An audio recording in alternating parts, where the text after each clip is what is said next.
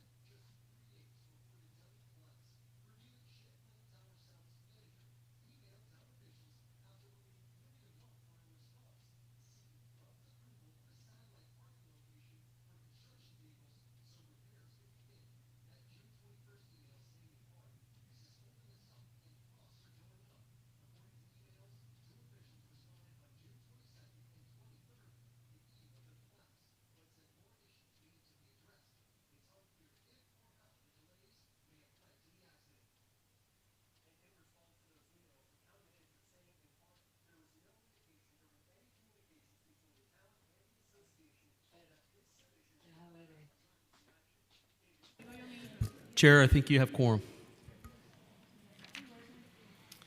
Okay, so we're going to go ahead and call the meeting to order um, at this time. And I'd ask everyone to rise for the Pledge of Allegiance in a moment of silence. Pledge allegiance to the flag of the United States of America and to the republic for which it stands, one nation, under God, indivisible, with liberty and justice for all.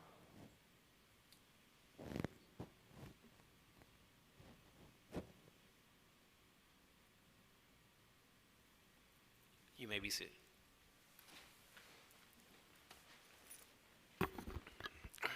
The next item on the agenda would be the public comments. If we have members of the public either here with us or via Zoom that would like to attend or speak. Esperanza Reynolds. Good evening. Good evening, Ms. Reynolds. We hear you. Thank you very much. Esperanza Reynolds, 8465 Mentia Terrace. We are in full support of the participation of students in our municipal government. It is commendable to witness the civic engagement and passion of this particular group. On July 3rd, we invited the chair of the Blasting Advisory Committee, Miguel Martinez, an architect, to join us as we gave the students a bike tour through Section 1 because we are a flood zone. What are the reasons for flooding? Rainwater that has nowhere to go when heavy rains increase lake water level. Drains clog as streets are not regularly swept. Trees are trimmed in a 3-year cycle rather than yearly. In autumn and winter, leaves shed so much that we collect 2 bags per day per home. During our bike ride, we noticed the blasting impact on streets, perimeter wall, driveways, patios, and sidewalks. We toured Lake Carroll, Cynthia, Elizabeth, and Sandra, Regatta Point, and the Anchorage, where Mayor Sid said permeable pavers are already used. Xiomara Castillo, HOA president, actually gave permission, and the students took photographs. We discussed homeowners association governing documents, which are tied to our titles and supersede municipal town code. When something is approved by this board, ratified by our council, the next step should always be to inform homeowners associations to consider revising governing documents to incorporate the new materials by amending governing documents.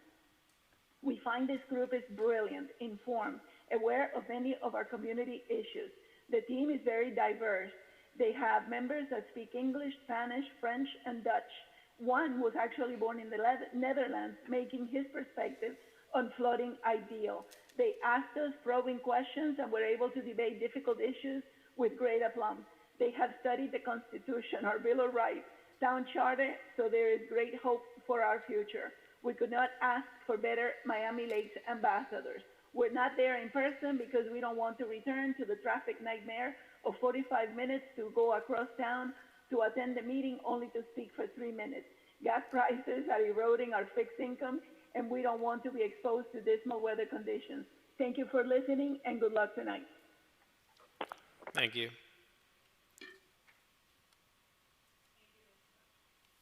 Thank you, Ms. Reynolds. The next speaker, please. State your name and address for the record, and welcome.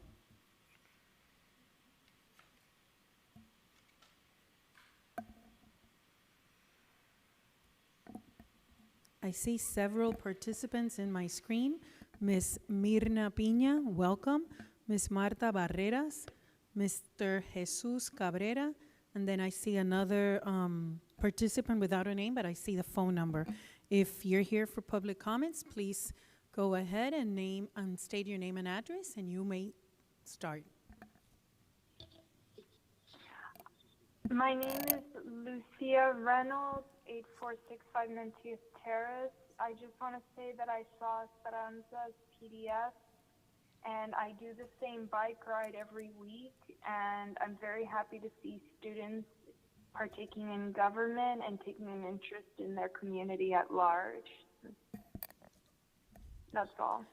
Thank you. Thank you very much. Thank you. My name is Marta Gonzalez, 8611 Dundee Terrace, and I had the pleasure to meet the young upcoming future of the Miami Lakes. Those kids should be praised because they are concerned of what's happening in our town. Thank you very much. Thank you.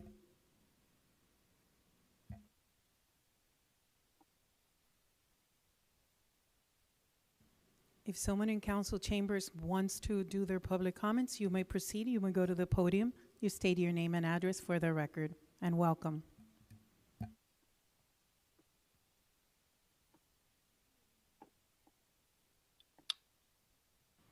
There. Hello, committee members. I'm happy to be here tonight. I'm here in conjunction with the students. The students who will be speaking this evening will give us hope for the future. It's been a privilege to hear them and to watch them in action. But I do not want us as adults to become complacent and think that our country will be fine because we have excellent leaders coming from our younger generation. I'm here to remind you that these students are the exception and not the rule. I have learned firsthand from them what the atmosphere is like in the regular classrooms today. Our educational system is deteriorating into a place where patriotism and love of country are being denigrated and squelched. Thank God we have some outstanding young people like these who hopefully will help to keep our constitutional republic on track. We need to do all we can to encourage more to follow their lead. So thank you for giving them your time and attention this evening. Thank you. Thank you.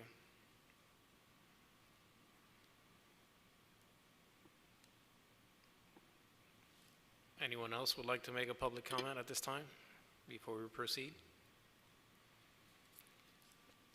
Okay, the next item on the agenda would be the approval of the minutes of our last planning and zoning meeting that took place on June 1st, 2021. If there's a motion to approve those minutes. I'll motion to approve the minutes as submitted. Vice Chairman Matos has made a motion. Is there a second? I'll second. Seconded by Board Member Yanez. All those in favor say aye. Aye. Any opposed say nay. Hearing none, the item passes. The next item would be the quasi-judicial public hearing. At this time, I'd like the town attorney to please explain this part. Since it is a public hearing, there are certain regulations and procedures that need to be expressed. Thank you, Mr. Chair. First things first, I'm sure all of you have been provided with information on your responsibility to disclose any quasi-judicial information or communication that you may have had prior to today's hearing on the applications that we have. If you have not, this is the time to make any final disclosures that you need. I'd like to disclose that I did speak to 2 residents of Loch Lomond that approached me and discussed their feeling on the variance. Do you need their names? You do not need to provide. What I do is just make sure that the form is complete and hand it over to the clerk. Perfect. I would like to disclose that, not at the June 1st meeting, but at the meeting before then, the lobbyist thereafter approached me to discuss, but we never met. So the discussion was had with him to potentially speak about the topic, but ultimately we never had the conversation. And that was on the Loch Lomond matter. It's my understanding that we need to disclose if we've been approached or spoken to anyone within 7 days prior to this meeting. Is that correct? That's correct. So 7 days prior to the meeting, when you receive the packet, you also receive the disclosure notice that you're supposed to complete and fill and give to the clerk. However, it happens that within that window, sometimes you may be approached or you may receive an email. So now is the time to disclose any of that communication you may have received. And then go ahead and complete the form and hand it over to the clerk after tonight's meeting. I also had 7 days, you don't have to. communication from someone, but this was weeks and weeks ago now, that as soon as we were, that they were made available or made known that I was part of the board, the conversation ended. It's a mutual friend of the applicant. Okay. Thank you. Thank you, Ms. Matos. I'm going to go ahead and read the following disclosure. Please be advised that the following items on the board's agenda are quasi-judicial in nature. An opportunity for persons to speak on each item will be made available after the applicant and staff have made their presentations on each item. All testimony, including public testimony and evidence, will be made under oath or affirmation. Additionally, each person who gives testimony may be subject to cross-examination. If you do not wish to be either cross-examined or sworn, your testimony will be given its due weight. The general public will not be permitted to cross-examine witnesses, but the public may request the board to ask questions of staff or witnesses on their behalf. Persons representing organizations must present evidence of their authority to speak on behalf of that organization. Any person presenting documents to the board should provide the town clerk with a minimum of 10 copies. Further details of the quasi-judicial procedure may be obtained from the clerk. Madam Clerk, I believe before we move forward with any motions on any of these items, we should swear in those that will be providing testimony. If you're going to speak tonight, please stand up, raise your right hand. Do you swear to say the truth and only the truth, so help you God? Thank you very much. Mr. Chair, prior to today's hearing, we learned that one of the applicants moved to have his matter heard in August. This is hearing number VAR H 2021-0150, Mr. Juan Fernandez. In order to be able to move it to next month, we need a motion just second. Are they, I think some residents may have come to speak on that item. Is it okay for us to hear them on the item? What they're asking for is a motion for the item not to be heard tonight to be moved to August. They're not here to listen to it. Verbally, we told them that it was okay, but we're bringing it before the board. If you wish to hear it. Yeah, I mean, I think that there may be some residents that may have come today that now the item being moved, they may want to express themselves, and they may or may not now be able to come for the next meeting. So, I mean, I have no problem moving it for the benefit of the applicant, but I would like to, if I can, motion that we move it, but we allow public comment or, the comments that would be typical of it. And obviously, the residents are more than welcome to come the next time, obviously, as well, but if they want to. Let me ask, if you can give me just one moment to ask Susie a question. Okay. Sorry, Ms. Alonso.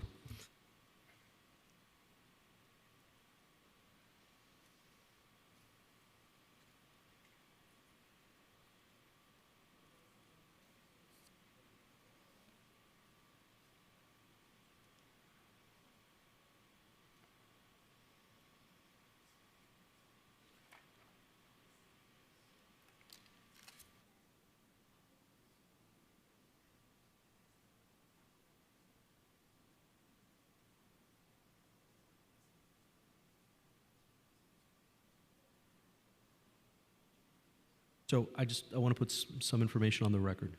The reason also that it's being moved to August is that there was some issues with regards to the notification requirements. One of the notification requirements is that the posting is placed on the house and remains on the house posted, that there's a variance request.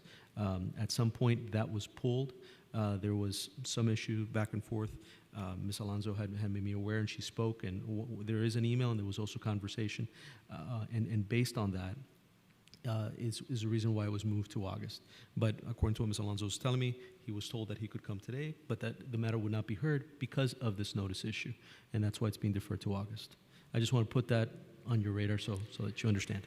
The other thing, if maybe what we could do is I could go back and reopen as public comments, and they can make their statements as part of public comments. I think that would that be way we won't.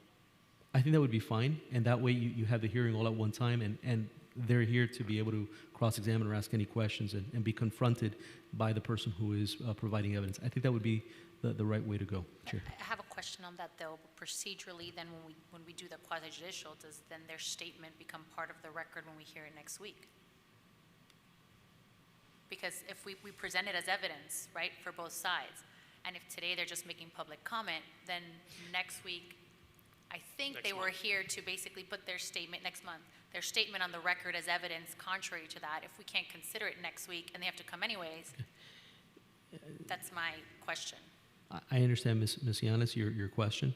And as members, both the chair and yourself are attorneys, so you understand the importance of whenever you're being accused of something, that you're able to confront the person who's accusing, right? It's a fundamental right. So my concern is just them not being present here and then testimony being taken that may be for or but maybe against their item. And that's my issue, is notice to them that someone is now taking a contrary position to them and they're not here to respond or defend themselves, and then that's my concern. That's my concern. Yeah. So I don't have any problem with taking the public comment. You're going to hear it. Yeah, right. But that way, if they wanted to come and say, participate in the matter, they came. So possibly, I don't know. We'll see. Yeah, and again, for purposes of these hearings, as long as I believe that the preference is that, if they're going to be giving testimonies that they're here, but if they want to give a public comment next week again, they can appear for it via Zoom or do it pre-recorded or no. And again, anything that you hear with regards to the item, you are the finders of fact, so you give it its due weight. Okay, so the first thing would be to make a motion to move onto the next meeting, which would be in August, this item.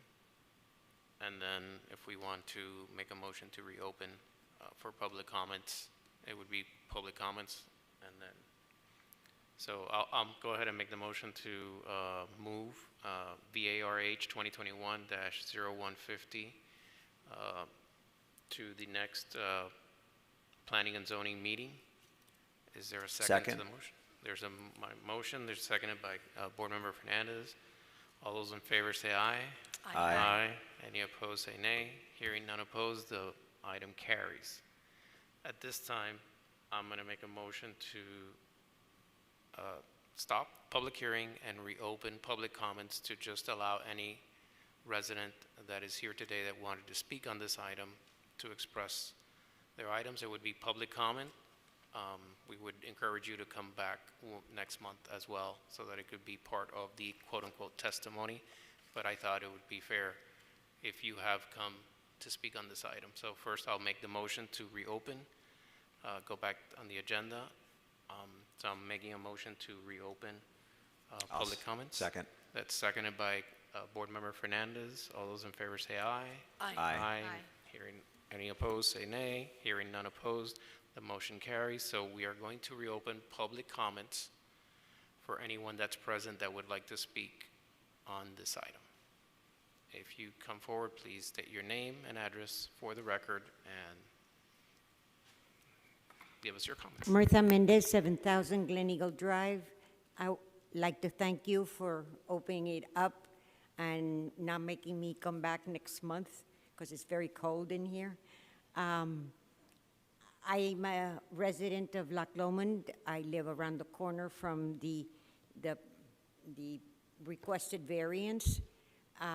I didn't come in April because when I received the notice that there was going to be a hearing, I looked at the paperwork and the town planner was very specific that that piece of property did not meet the requirements for a variance. Everything that she went over, she was very careful, item by item, and I'm watching this and I said, well, the town planner says no. That's how the P&Z board is going to go. Was I wrong? All of a sudden, the discussion was, oh, it's such a beautiful fence. Well, it might be beautiful, but you're doing an exception that none of the houses in Loch Lomond have a fence to the sidewalk. There's 4, and I'll tell you where they are, in cul-de-sacs and a dead-end street. No corner lot has a fence to the sidewalk, none. Not only is that fence objectionable to me, because I go by there in order to exit the neighborhood every day, there's a 3-foot masonry at the bottom of the fence. You weren't around in 2004 when the town went over the code and adopted the county and adopted some of the deed restrictions. And they went chapter by chapter by chapter. The issue in the front yards was very, very specific, and I remember it like it was yesterday. Of course, I was there, so that's why I remember. The 3-foot had a purpose. I mean, the 2.5 feet hedges had a purpose, because if you're a little kid on a tricycle, 2.5 feet, maybe they'll see your head, but 3 feet masonry, for sure you're not gonna see a child. So that's the issue when you have fences and hedges to the sidewalk. Very disturbing. The front of this house on East Troon has an entry to the garages, that's 2, and then it has a circular driveway. What are you gonna have there? A fence made out of, I don't know, what are you gonna have there that moves and opens? And I don't understand. It was very telling to me in the minutes for the meeting when this was discussed, that the applicant was told to present more letters of approval and a new design. None of that has been done. Where is, I read the paperwork being presented to you for this hearing, which is not gonna take place until next month, but this is something that you asked for, and there's no new design. There's no accepting or moving it back a few feet. There's nothing like that. So what you asked for wasn't accomplished, and it was set off another month because there wasn't a sign. So the applicant should have been ready to present to you what you asked the applicant for, and that wasn't done. So as a resident, and you can write me down as a no on this one. Thank you very much. Thank you. There are any other residents that would like to speak? Please state your name and address for the record. Good evening. Marlene Garcia, 7255 South Prestwick Place. It's in Loch Lomond. I actually wanted to reserve my comments for the next meeting, but I did have some questions that I'm hoping the board can help me with. Number one, this was heard originally, I believe it was in April, and it was deferred, I believe, to June. June, they asked for an additional extension, and now we're here in July, and now we're going to get another one for August. So my question is, how long can the applicant extend the application? Is it something that could go on indefinitely, or do they have a time period that they have to be heard or withdraw their application?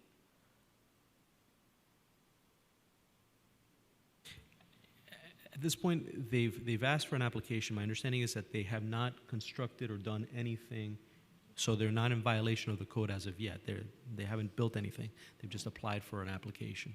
At this point, I mean, yes, they could continue, pushing it, but they can't build anything. If they do build something, it would go against the code, and it would be a violation.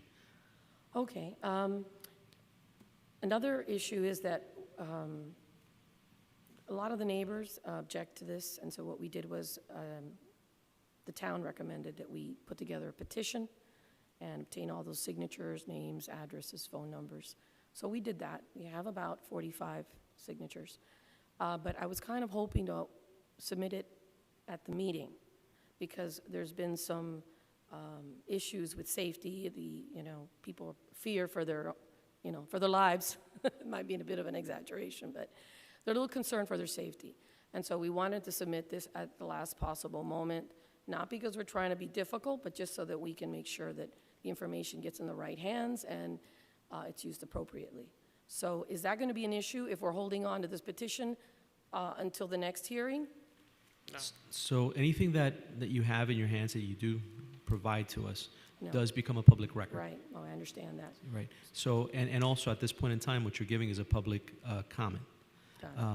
My advice is that if it's something that you do want to become part of the record and to be entertained as part of the hearing process, that you bring it back at the time that the matter is heard. So it can be submitted at the next hearing? Yes, Okay. and we've communicated with the applicant's representative, and we've made it clear that August is the date. Okay. They're coming in August. Oh, So, and that was the last question. Do you know what day in August is the hearing? yep, we can provide you that I think it's the information. third. First Tuesday of every month. Oh, it's the first Tuesday. So the first Okay. Tuesday. All right, well, thank you very much. Appreciate Okay. this. Thank you. Thank you. Are there any other members of the public that would like to speak? And it would be August 3rd, exactly. Okay. Not seeing any other members of the audience that would like to speak, then I'm going to go ahead and close back public comments and move on back into quasi-judicial for the other variants. Thank you, Mr. Chair. So the next item that you have before you is variance 2021-0256, and this is J. Hazel Korn.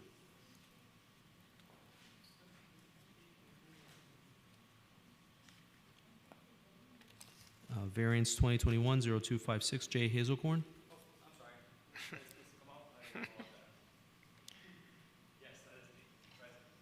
Okay. And Mr. Hazelcorn, you were sworn in prior? Okay. So the way that we usually go is the town will present its case and its recommendations.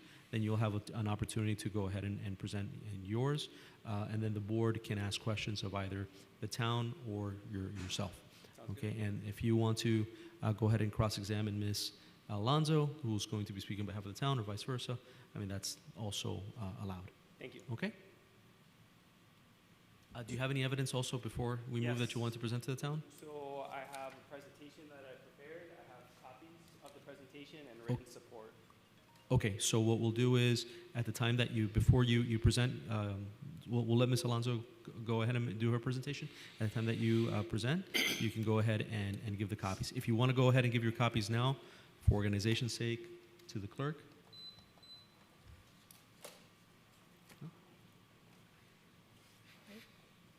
Let him give his copies to. Yeah.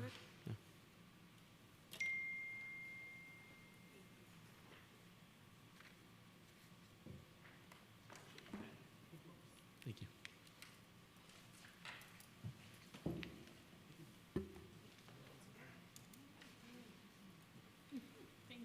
You're welcome.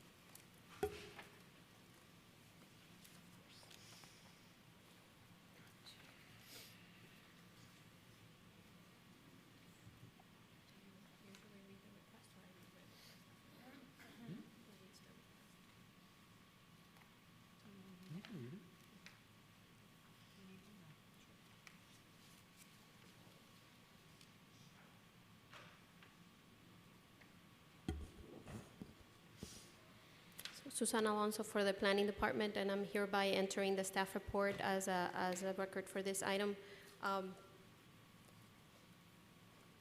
The applicant is requesting, and in accordance with the Town of Miami Lakes Land Development Code, the applicant is requesting a variance from section 13-1509 to allow a fence beyond the tie line in a waterfront property. The applicant is proposing to build a 3-foot ornamental picket fence beyond the tie line in a waterfront property in Lake Catherine, which is to tie into an existing picket and masonry fence that the adjacent neighbor has. The adjacent property fence was built prior to town incorporation with a Miami-Dade County permit, and the applicant is proposing to basically tie into the end of that picket, that masonry and picket fence, and extend parallel to the water line a few feet, and then tie back into his tie line. Staff is recommending denial of this application because it does not meet the conditions of hardship or practical difficulty as required by the town code. However, there would be a different configuration that would meet the requirements of the town code. I'm going to allow the applicant to present his case for what he would like to present.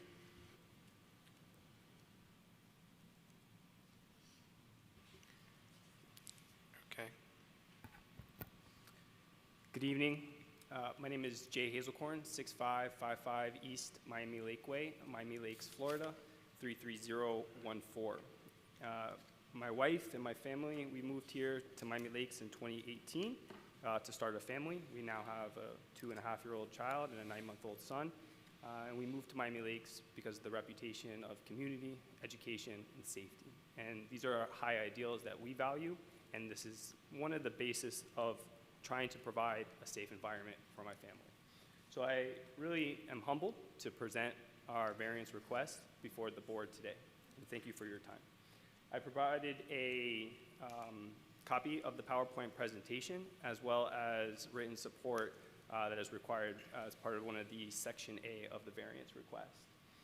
So as far as my objectives for this presentation is to explain the reasons why our property is seeking a variance for our proposed fence, highlight the unique features about our property specifically, and establish why a variance is needed, and then review the sections of what needs to be met for a variance, and address any concerns listed in the staff report. So in order to do that, I felt to have some context and provide a little background. This is my daughter, Solene, she's 2.5 years old, and my son, Leo. The CDC highlights the #1 cause of drowning is of death for children in the ages of 1 to 4 years old is drowning. And the recommendation is to provide a safety barrier for your children. And 77% of these children were actually supervised by 1 or 2 parents, and they were seen within the last 5 minutes. So that's the why, right? You do everything you can to provide a safe environment for your children. Excuse me. But it's not the reason. I've been told that people are having difficulty in listening, so if you can get closer. Sorry, I just need to have visual cue. Thank you, sir. Thank you. But it's not the reason why you should approve a variance for anybody, right? It's because of my cute kids, right? Because then everybody would get a variance. But more specifically, I just wanted to provide the background. So this is the code, and it specifically reads, on properties abutting lakefronts. Oh, thank you. That would be easier.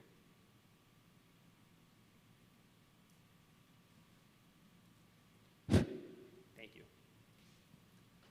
On properties abutting lakefronts, fences or walls or rocks arranged to form a fence or wall or objects which restrict access or block views from adjacent properties are not permitted beyond the top of the slope towards the lake or water side of the survey tie line.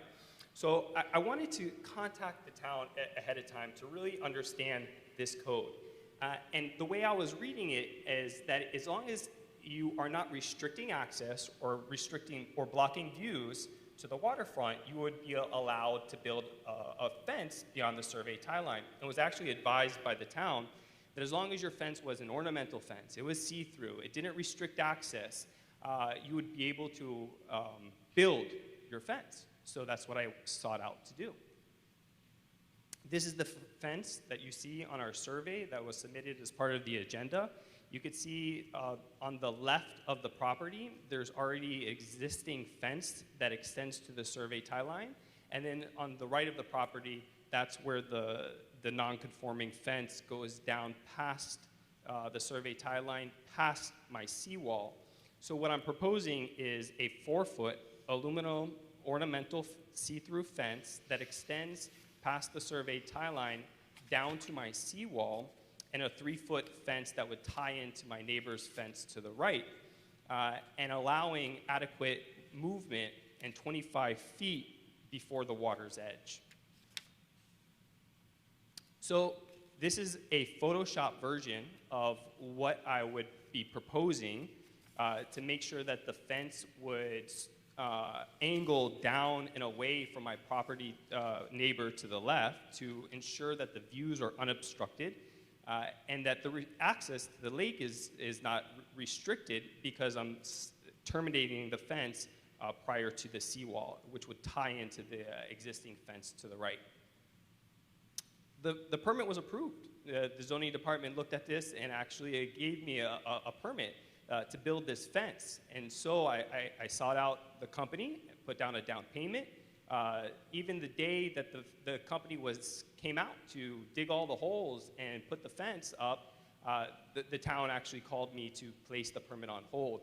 And they said that the permit was issued in error and a variance was needed. So that's just kind of my story. This is the code that they referenced, which is a separate code, 13-1605, where now you see fences, comma, walls or rocks arranged to form a fence, right? So it kind of changes the meaning of the code, saying that fences are just plain out flat, not allowed beyond the survey tie line, and that this permit was issued in error, and I need to apply for a variance. So here are the two different codes side by side. To me, that's a different interpretation for each code. But let's just say, for the sake of argument, that we're going to go with the conservative type, that fences are just not allowed beyond the survey tie line. I'm still going to go ahead and make a good argument of why I think our property and our fence deserves a variance from this code. So it's really the unique features of our property, right? It's the location of the property on Lake Catherine compared to all the other properties. It's the property's irregular lot lines, uniquely shaped compared to the majority of the other properties on Lake Catherine. It's the survey tie line setback from the edge of the water that's much further than the majority of the other properties.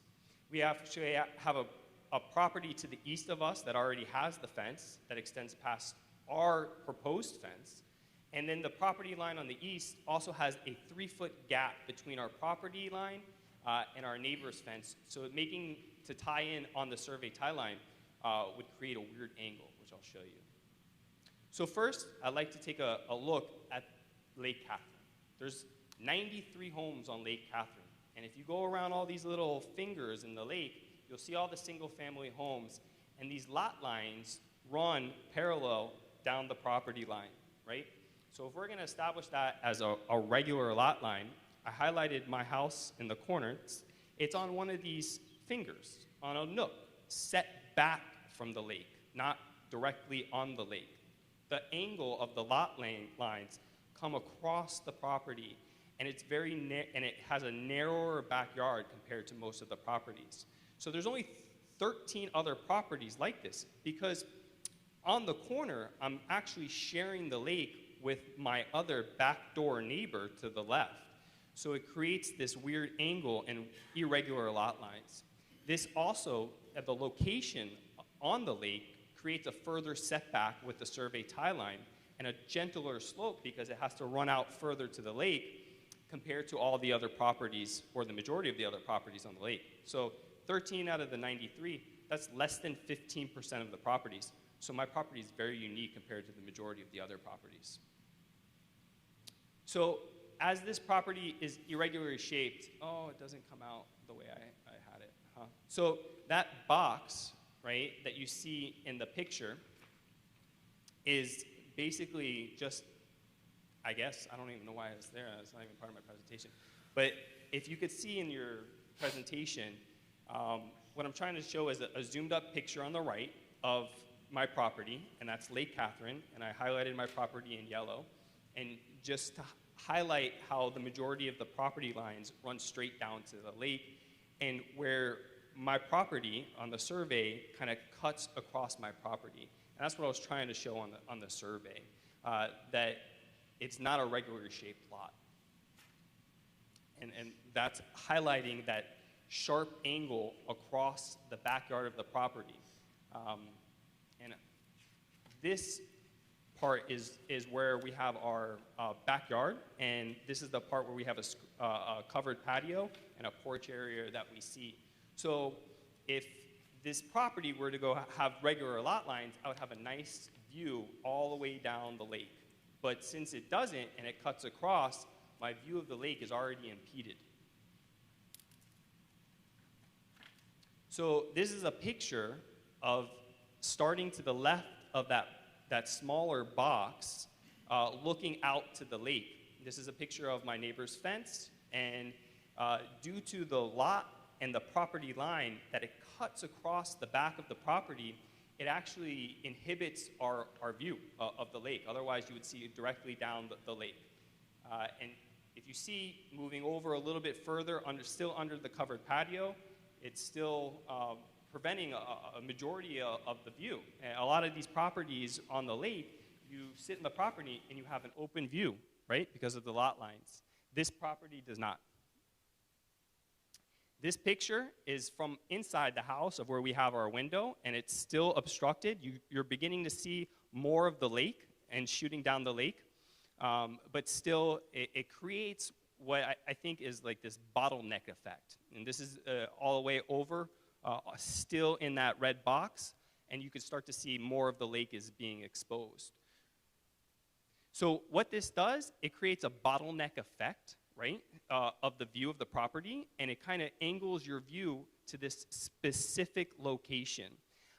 Additionally, I think it's good to know or point out that since the property is irregularly shaped, it actually cuts into our backyard, which it restricts or limits the access for my children to play in or to utilize the yard if we were to put a fence that came across the survey tie line. One, it's going to block the view of the lake that's already impeded due to the angle of the property. And since the property has a narrow backyard, it's going to limit the access or continuous movement or play of the backyard compared to other properties. So moving on to the different part of my survey, which I highlighted in the presentation, is basically the survey tie line, right? And I want to try to show you where the survey tie line begins, which is at the bottom of that red box, and then where the water edge or water front is. So I went out and measured it, and this tape measurer on the picture to the right is 25 feet. My tape measure doesn't go more than 25 feet. And you can see on the bottom left, that's the beginning of the tape measure, and I extended it all the way out. So from the edge of the water to my seawall, not the survey tie line, to my seawall is already 25 feet. This is the required setback in the front of the property. This is usually around the setbacks for the majority of the properties around the lake. So we already have a 25-foot setback from the edge of the water to the seawall for my property. And remind you that the fence is proposed to terminate before the seawall, so which is another 8 inches. I then extended the tape measure from the seawall to my survey tie line, and you could see it didn't even reach that red flag, which was marking the survey tie line, and it's 52 feet from the edge of the water to the survey tie line. So it's a significant setback from the edge of the water because of the slope and how far out it goes to the lake. This is just another picture of the setback or the measurement from the seawall to where that circle pen is, the other side of my property on the survey tie line, showing that it's, again, another 52 feet from the edge of the water. So when I went out and I spoke to my neighbors I actually, one of the neighbors who provided written support, and as we were talking and looking at the homes in the backyard and our kids are playing, he provided the written support. He said, you know, for your site, it makes sense. It makes sense where you are, where your location is, and where your setback is. And he's an architect too, actually, very nice guy. So we went out in his backyard and we measured from his survey tie line to the lake, just to compare. This is him and his tape measure. That distance right there starts the distance of the survey tie line, which was 12 feet. And then we marked it, and we extended the ruler again, because he didn't have a big tape measure, and that was 15 feet. So his setback from the water's edge is 27 feet. So my setback is almost double his setback. And this is what the majority of the homes are on Lake Catherine, because his home, it has those regular lot lines. They open up. You see the view of the lake. It's very nice.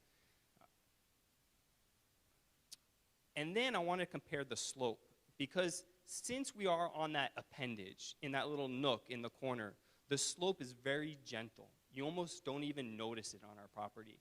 Compared to other properties, the slope is very severe, right? And that's what makes the distance shorter too, because the slope is shorter or more severe. So in our slope, it's very gentle, okay? You don't really notice it. And where this comes into play is we like to play, right? We want to set up the slip and slide. We want to use this area. We're already at a disadvantage by having a narrower backyard due to the irregular lot lines. This tie line or fence on the tie line would inhibit the utilization of the backyard in a fluid manner and would break up the backyard and would restrict my children from playing, having fun, right? I mean, I want to provide a safe environment, but I also want them to have fun. So looking at the property to the east, this is the property that was mentioned that has the permanent fence prior to town incorporation. We can see that it goes actually beyond my seawall. And I show you this because I want you to see that there's no movement, right? There's no physical movement that could possibly happen this side of the seawall because there's a fence already there, right? So I'm not restricting any movement around the lake. And in fact, their fence actually goes beyond what my proposed fence is going to go. My proposed fence terminates before the seawall. So I maintain that adequate 25 feet, right? I don't inhibit movement around the lake. I don't impact a negative way. I keep everything open. And then finally, the gap between our properties, right? This is more of a nuisance than an actual reason to grant the variance. But it is noted that where the survey tie line is and where my property ends, there's a 3-foot gap between that and my neighbor's fence to the east. So I can't even close it off there. I have to make an irregular shape back to the property somehow, which just would not be aesthetically pleasing and creates dead space between the two properties. So Section A of the analysis for the variance, I think is really important, right? I think being transparent, going out and talking to your neighbors is really important. And I want to just make sure that I did that. And I communicated well even to the property to my right that has the fence, but also more importantly, to the left, the property to the north, where the proposed fence would extend down to the seawall against their property. And I have written support from them as well. And then I went out and I talked to other neighbors that would actually see that fence, and one that has a child that they go out and they go around the lake, and also agrees that you would not be restricting access or inhibiting movement around the lake. So I have the written support. Section B of the analysis, where the request is compatible with development patterns in the town. I provided an attachment to my original submission, and it was attachment A, and it was provided in the agenda.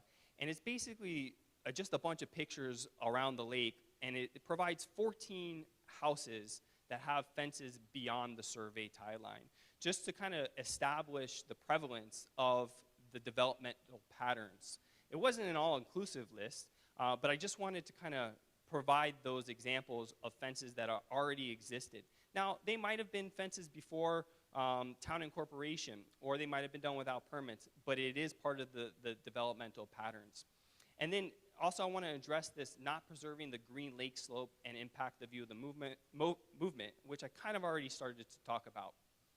So these two are just two of the examples of the other properties, or the 14 properties that were a part of attachment A. And please take a look. I didn't include them all because otherwise this presentation would be very long. But I just want to point out that these fences are low. They're see-through. They're open, right? You're not blocking views. You still have that open feel to the slope. And these fences actually encroach a lot further to the water's edge than my proposed fence. I want to make sure I'm very green conscious and making sure that I have that 25+ foot setback to make sure I keep that green space in front of or behind my property. So this I included was not part of the attachment, but in part of my research, I was speaking with the former owner, Drennan Barton, who was friends with Bob Graham, and I was talking to Joni Graham, and you know, they were telling me about, she was telling me about all the stories of Drennan and Bob, and they used to go horseback riding. But anyways, he would tell me about the developmental patterns, the history of the town, and pointed out that Joan Graham's parents actually lived on Lake Catherine. This was in Fitzpatrick.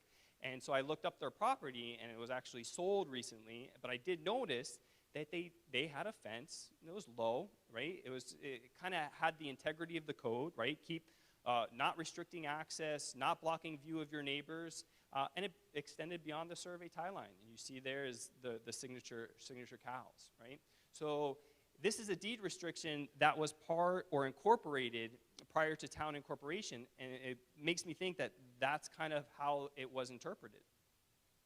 So I wanted to provide examples of when the Green Lake slopes, views, and movement are actually impacted. And this you're seeing more and more around the lake. And this is what scares me, right?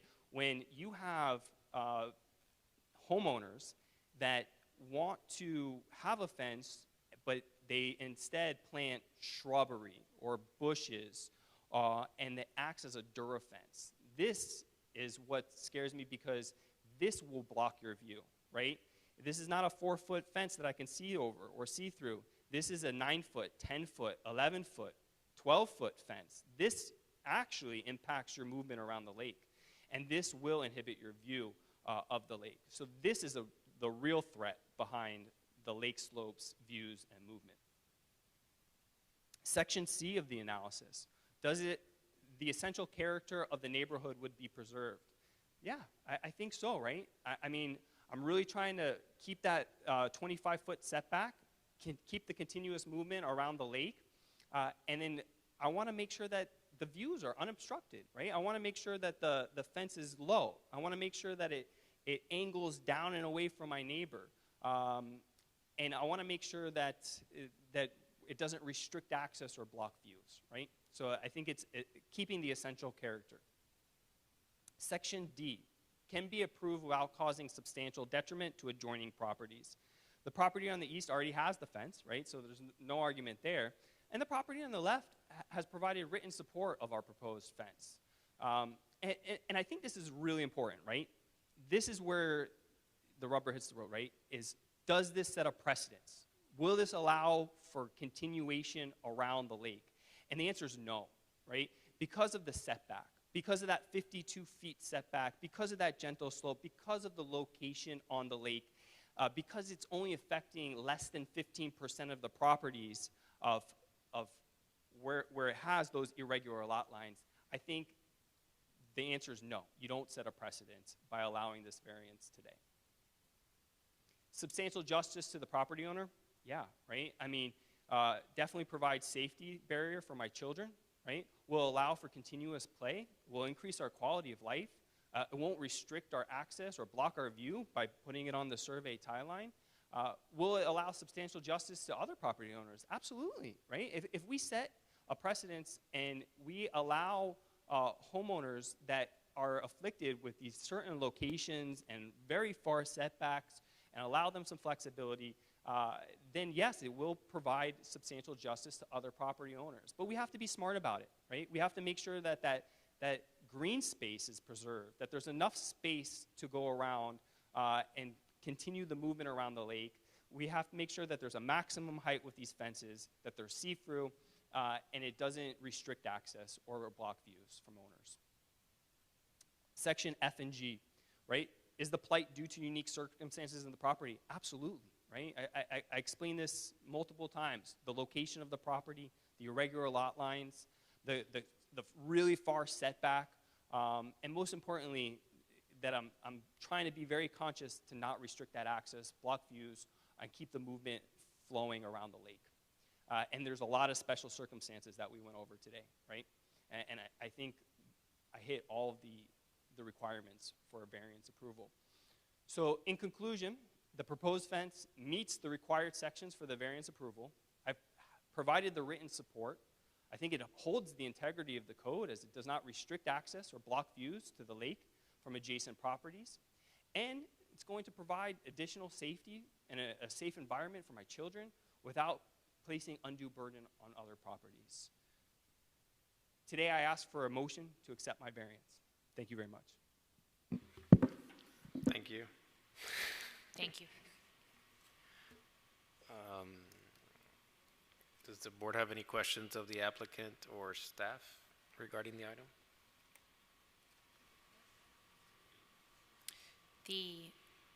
Where they want you to put the fence or what's compliant, does that go adjacent to that wood fence on your left side? So in other words, does it start from that end? Chain link fence with the bamboo fence. Right? Where the survey timeline starts on the left side. Can you go to Please your speak mic? to the microphone. Thank you. Yes, that's where the survey tie line would start on the left side of my property. Okay. If you see it on the survey, you could see it. I don't know if you have a copy of the survey. Yeah, that's what you can see. Right, this is what the town is allowing. And That's what you he guys wants. request. I have a question of staff. The fence abutting the lake on the back. I'm actually going to ask both of you, and it's really in case of a future something happens. You're requesting 3 feet height there, but if you or anybody in the future were to do a pool, would they need more than that? I believe the height for a pool safety is 48 inches, but I'm not a building official, so I'm not sure. I think it's 4 feet. And if you, because I thought about potentially even putting a pool later on, but I just thoughts, right?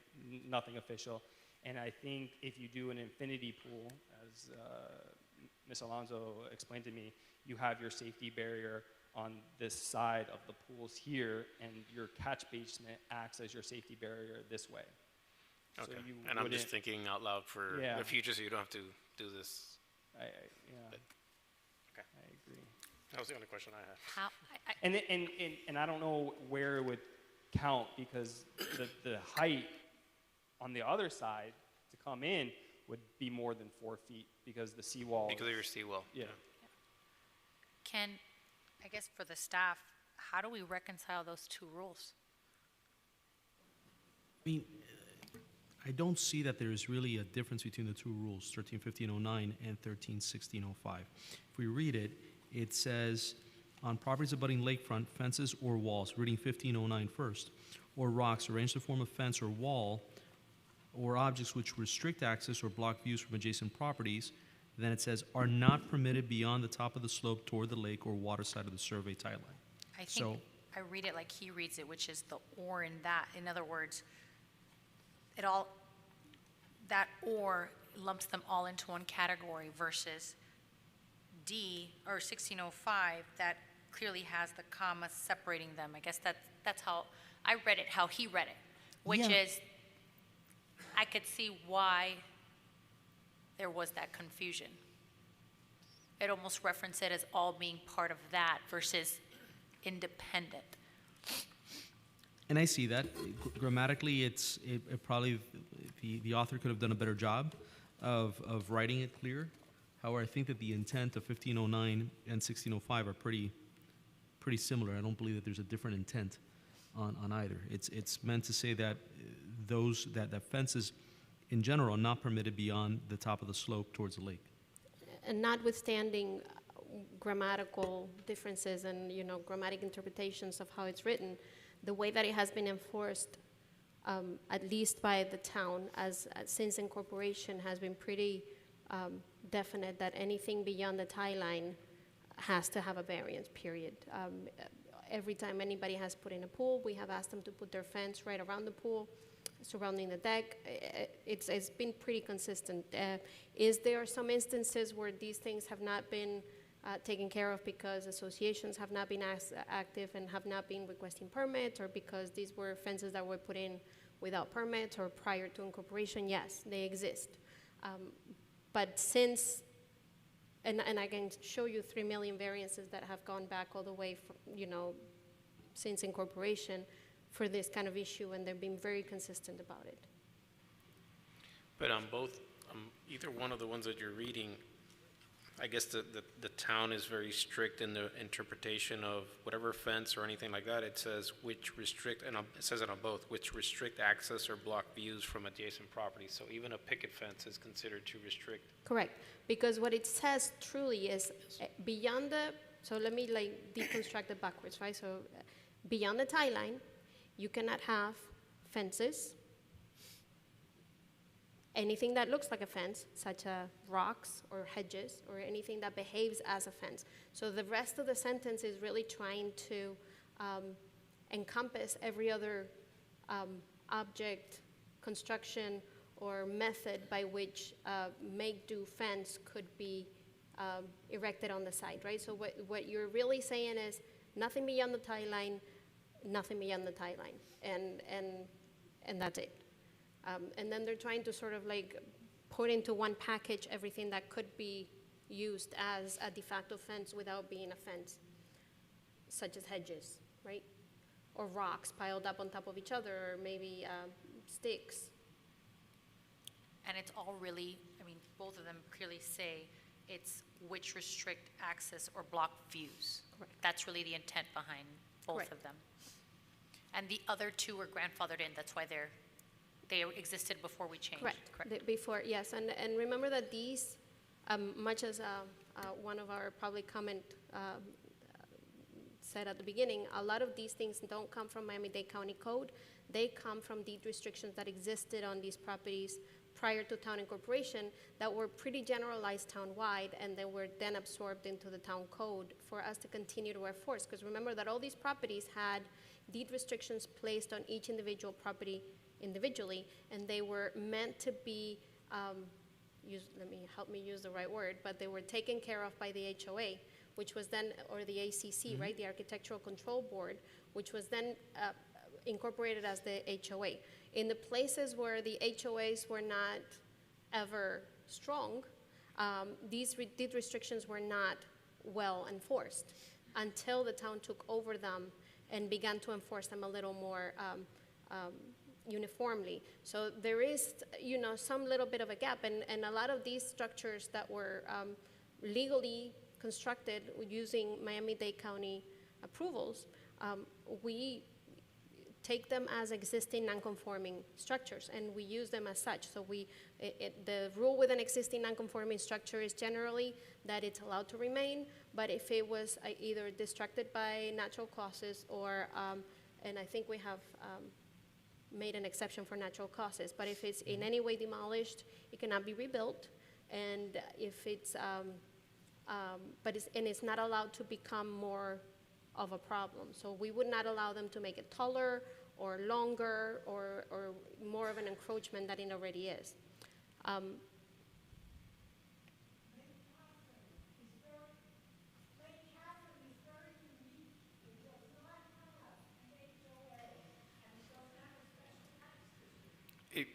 If you want, you can, we're still in public Yes. comments, public hearing, so you're more than welcome to approach and give your name and address for the record, and you could express.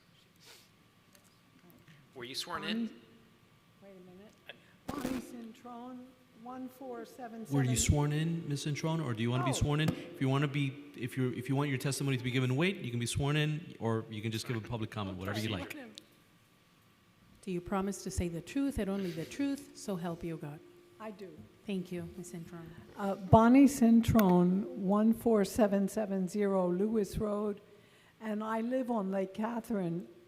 I'm the outgoing secretary. I believe the man in that photo was McInnes, Mr. McInnes. He's the incoming secretary for our lake association. It's a misnomer. We're not a bona fide homeowners association. We have no authority. We don't issue any rules or regulations. All we do is try to collect dues for the maintenance of the lake. And that's our sole purpose for existence. But we've never had a homeowners association, and the people around the lake did not want to ever be in a special tax district. And our lake is very unique because I think there's only one other one in Miami Lakes, excuse me, that is actually owned by the people whose properties abut the lake. And that's why we're concerned with the maintenance of the lake, because we actually own it. So I just wanted you to know that there are no formal homeowners that can impose rules. We rely solely on the building and zoning rules and regulations.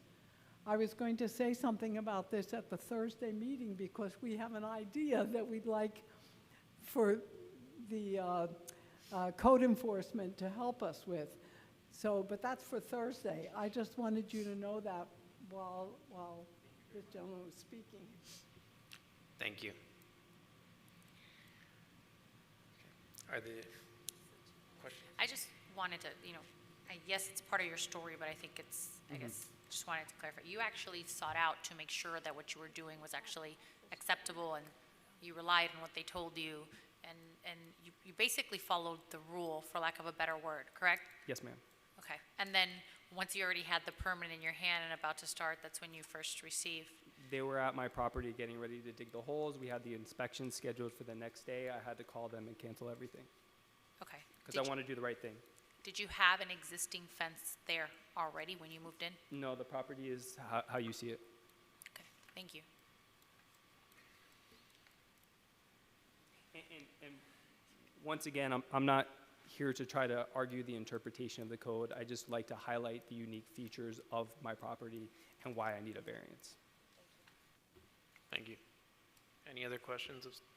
Your neighbor to your left, did you get them to sign this paper? Yes, ma'am. So your neighbors are actually in support, are one of the names on these lists? Yes, ma'am. Thank you. If I can, to the applicant through the chair, the neighbors on both sides are in support of this? Yes, ma'am.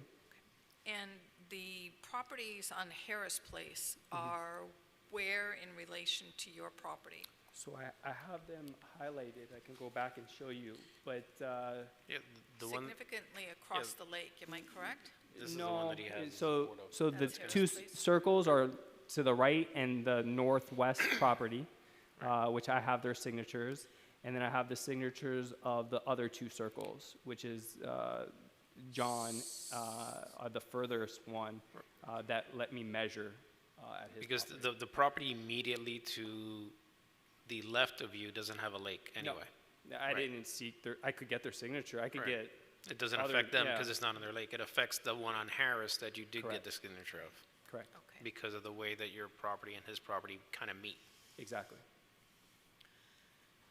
And again, if I can, to the chair, to Ms. Alonso. At the time that the house to the east, that fence was built, the Architectural Control Committee would have approved or not approved that fence? I'm going to go by Ms. Cintron's testimony that the HOA has I'm not never... asking about the HOA. I'm talking about the Architectural Control Committee, which is not the HOA. Right, so when the properties were bought by individual homeowners, the architectural control committees were turned into HOAs, and we're talking back in the 60s.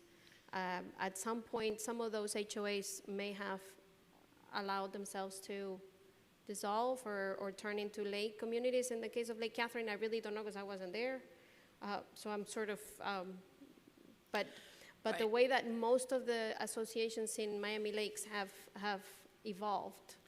I just was- remember when I first moved here in 1994, there was an architectural control committee that was separate from the HOAs. Am I missing something, JC? You were here then? You don't recall that? I don't recall. I'm just asking if that fence would have been allowed at that point in time to the east. Not according to what the deed restrictions would have been, but remember that Miami-Dade County was, as an institution, was not very consistent about asking for architectural control committee approvals or HOA approvals. They would just issue their permit and then let you fight it out on your own. But if that had gone in front of the architectural control, based on the deed restrictions at the time, that fence would not have been allowed. Not according to the deed restrictions, no. Thank you. From a little historical, I happen to know your neighbor. My brother lives on the lake too, and it's one of the pictures that you took. I won't disclose which one it was. But that property has had that fence since at least 92, 93. Probably. Because that's when my brother bought his house. Probably, and that makes sense. That's exactly what we're saying, that there's a lot of, and especially if there was no formal HOA, as Ms. Intron is saying, that's where it's easiest for these things to fall through the cracks, and particularly before town incorporation and before we had a little more formal code enforcement and such. So yeah, it's believable. It's all believable. And it's believable that some of them may be there with permits from the county. As a matter of fact, his neighbor does have a permit from the county. We could not recuperate it.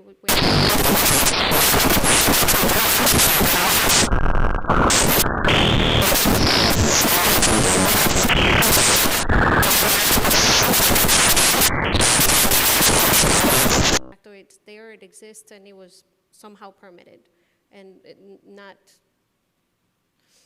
Again, if I might. So if a hurricane would come and take down the fence, would you reiterate what you said earlier? So prior to, and I'm not sure what year it was, prior to a few years ago, if a hurricane had knocked down that fence, it could not be rebuilt because it's an existing non-conforming structure. A few years ago, the town council passed an ordinance that allowed for natural disasters, for fences, existing non-conforming structures that were knocked down due to natural disasters to be reconstructed as they were before, and since then, yes, they would have been allowed. However, if the next door neighbor chose to demolish that fence for any other reason, because he wanted to put up a prettier one or a different one, he would not be able to rebuild it on the current location. He would have to comply with the current code. Through the So chair. that's what it makes it an existing non-conforming structure, a legal existing non-conforming. So I came in here really thinking about, my first question, I guess, before I get into that is that moving the proposed fence closer to the house. So you make a compelling argument as to the plight, and specifically because of the irregular lot size. Moving the fence closer and tying it to the existing fence would impede your view even further, is what you stated earlier. Yes, on the survey tie line, you would essentially, because you're creating a bottleneck effect already with the lot line, how it's angling across the property, and you almost have to angle yourself now to see the lake, and this creates a bottleneck effect. And then you're basically putting the fence on the survey tie line that's gonna block that bottleneck. And if you do it on the seawall, it allows it to open up a little. And it also would because your house is raised taller than, of course, where the seawall lake is. Yeah. It's a gentle slope, but yes, you are a little bit You're higher. gonna be able to see it See above. out. And possibly, or we can assume that the neighbors would also have. Yes, and I spoke with them and made very clear and wanted to make sure it was, angled down, like, because if you look at their lot would angle out to the lake, and it's actually angling down and in towards I guess, my property, because as the lot continues into the backyard, the lot line, because it's cutting across my property rather than going straight out. Yeah.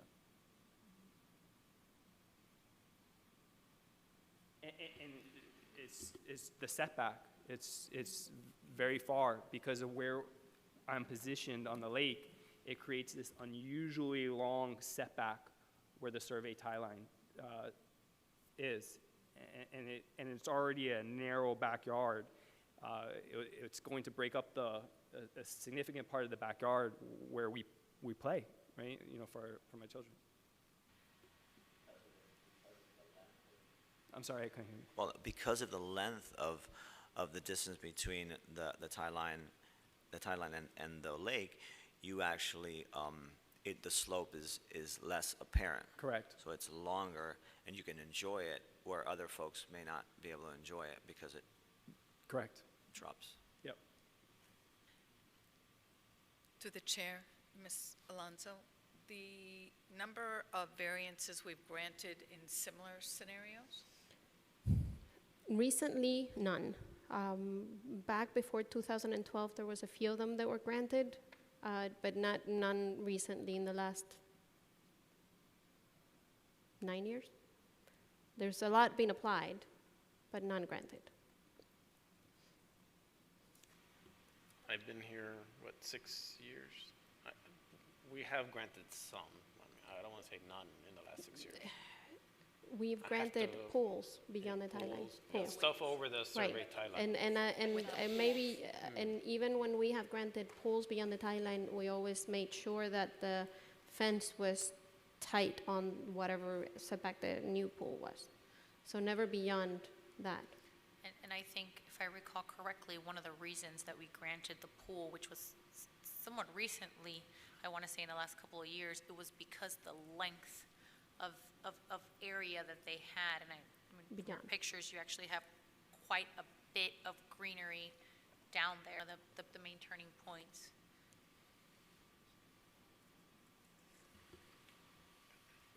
Any other questions? Okay, thank you very much. Thank you. At this time, I'll close the public hearing, and we could discuss, or we could entertain a motion and then discuss. I mean, I would like to put forth a motion to approve the variance and open it for discussion. Okay, I'll second your motion to approve. So we have a motion to approve the variance and allow the applicant his requested variance, and I've seconded that motion. So at this time, we could discuss the motion before we take a vote. At least for me, I think, obviously everybody wants safety for their children. I mean, you're going to block that whether it's closer to your home or further for your home. But I understand the use of the land.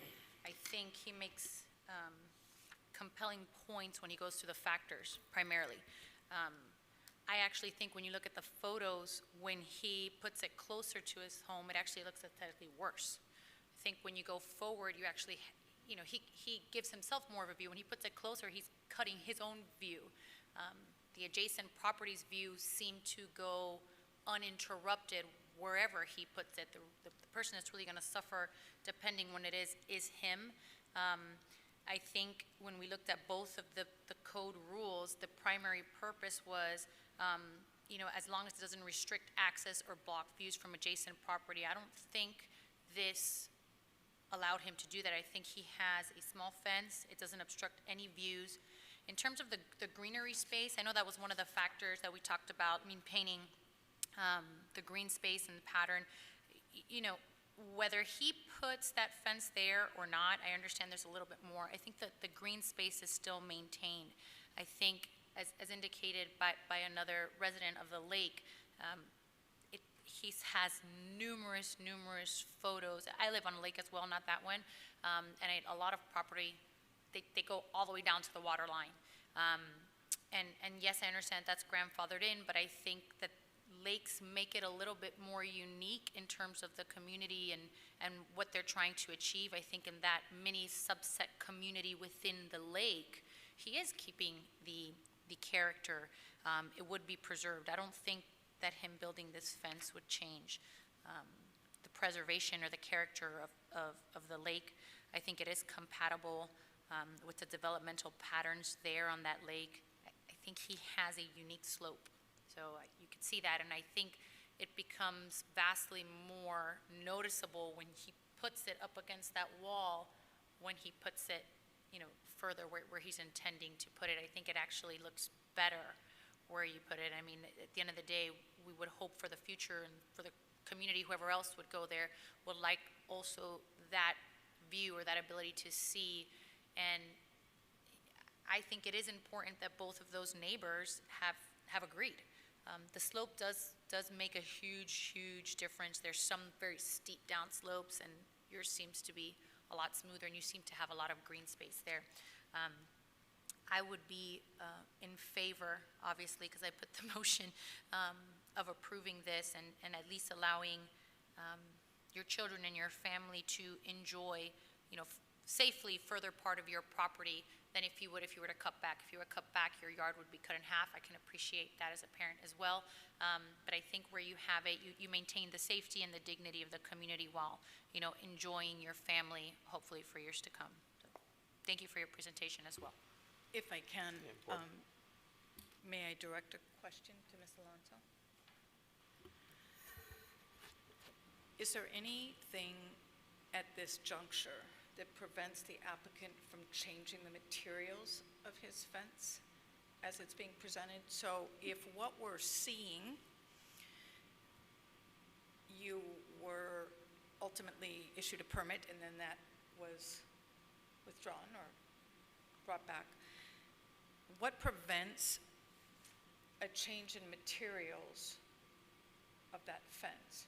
The order. He would have to go back to his tie line if he was going to do anything different than this. So with exception to the type of fence that he's proposing, if we were to approve this as it's been submitted and we're seeing, there's no chance that he could go and change the materials. Say, for example, we do a solid fence where there would be no visual. There's nothing that could change that? The order would be written in a way that would prevent that from happening. Okay, thank you. Do we need to specify that? Because I was thinking that's. It should be put in a motion. That would be something I just, at the beginning here it said that his variance is a 3-foot ornamental picket fence beyond the tie line.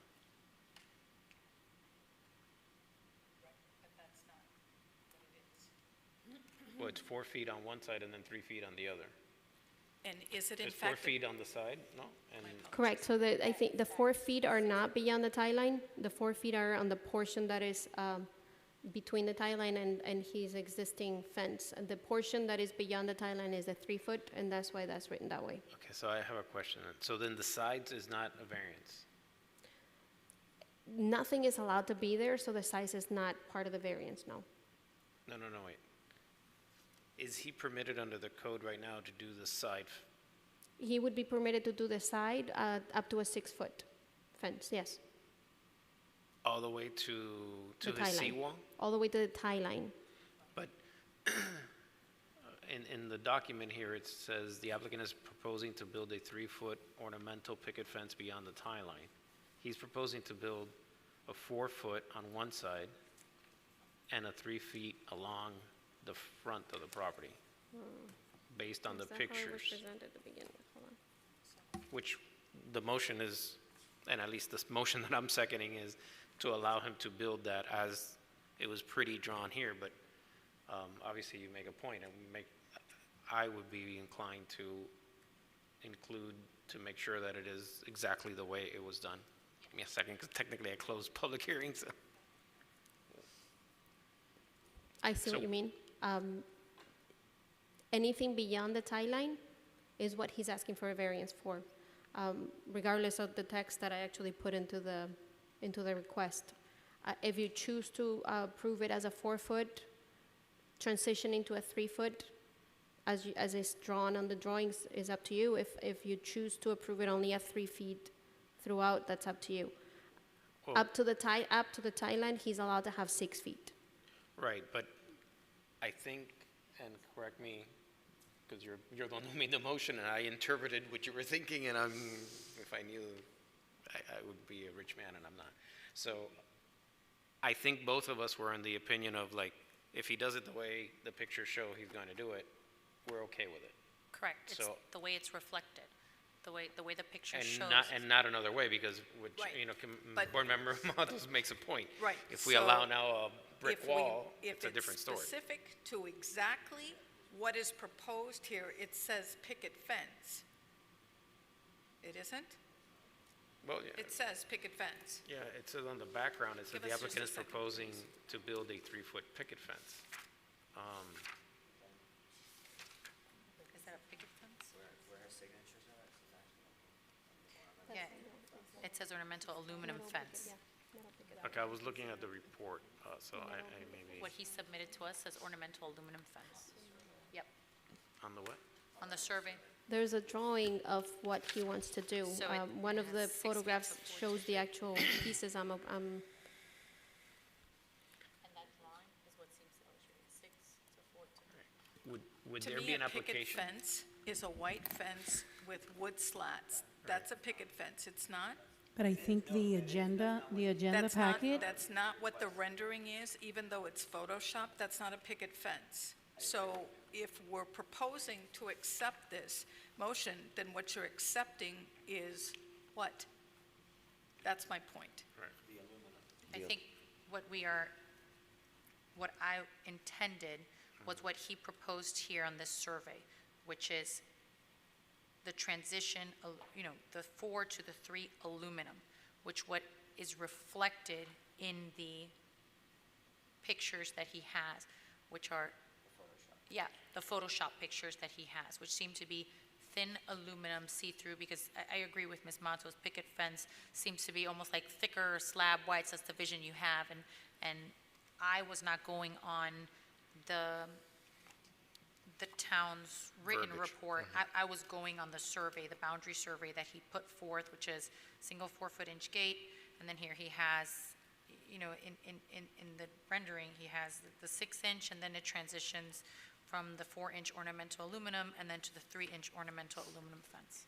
3 feet. And Yeah, for the sorry. record, anytime we make an approval of any variance, the approval always references a specific drawing that is signed and sealed on a specific date and received by the town on a specific date. So you would be approving what is on those drawings and not any words, right? So And- you're not and I- approving words, you're approving drawings. If I may, in this case, we also have that he was issued a permit originally.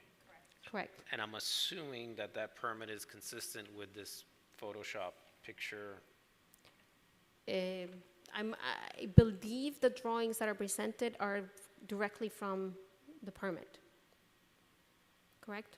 Yes.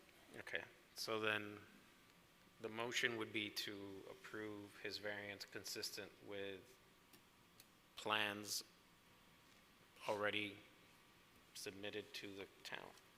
Yeah. That's, We could we're on the same, reference, yeah, the building, we could even, we could reference the that building permit. because in here it says it has a permit number and an issue date. So the BLR 2020-3895 with an issue date of January 14th, 2021, that you would hope references this boundary survey.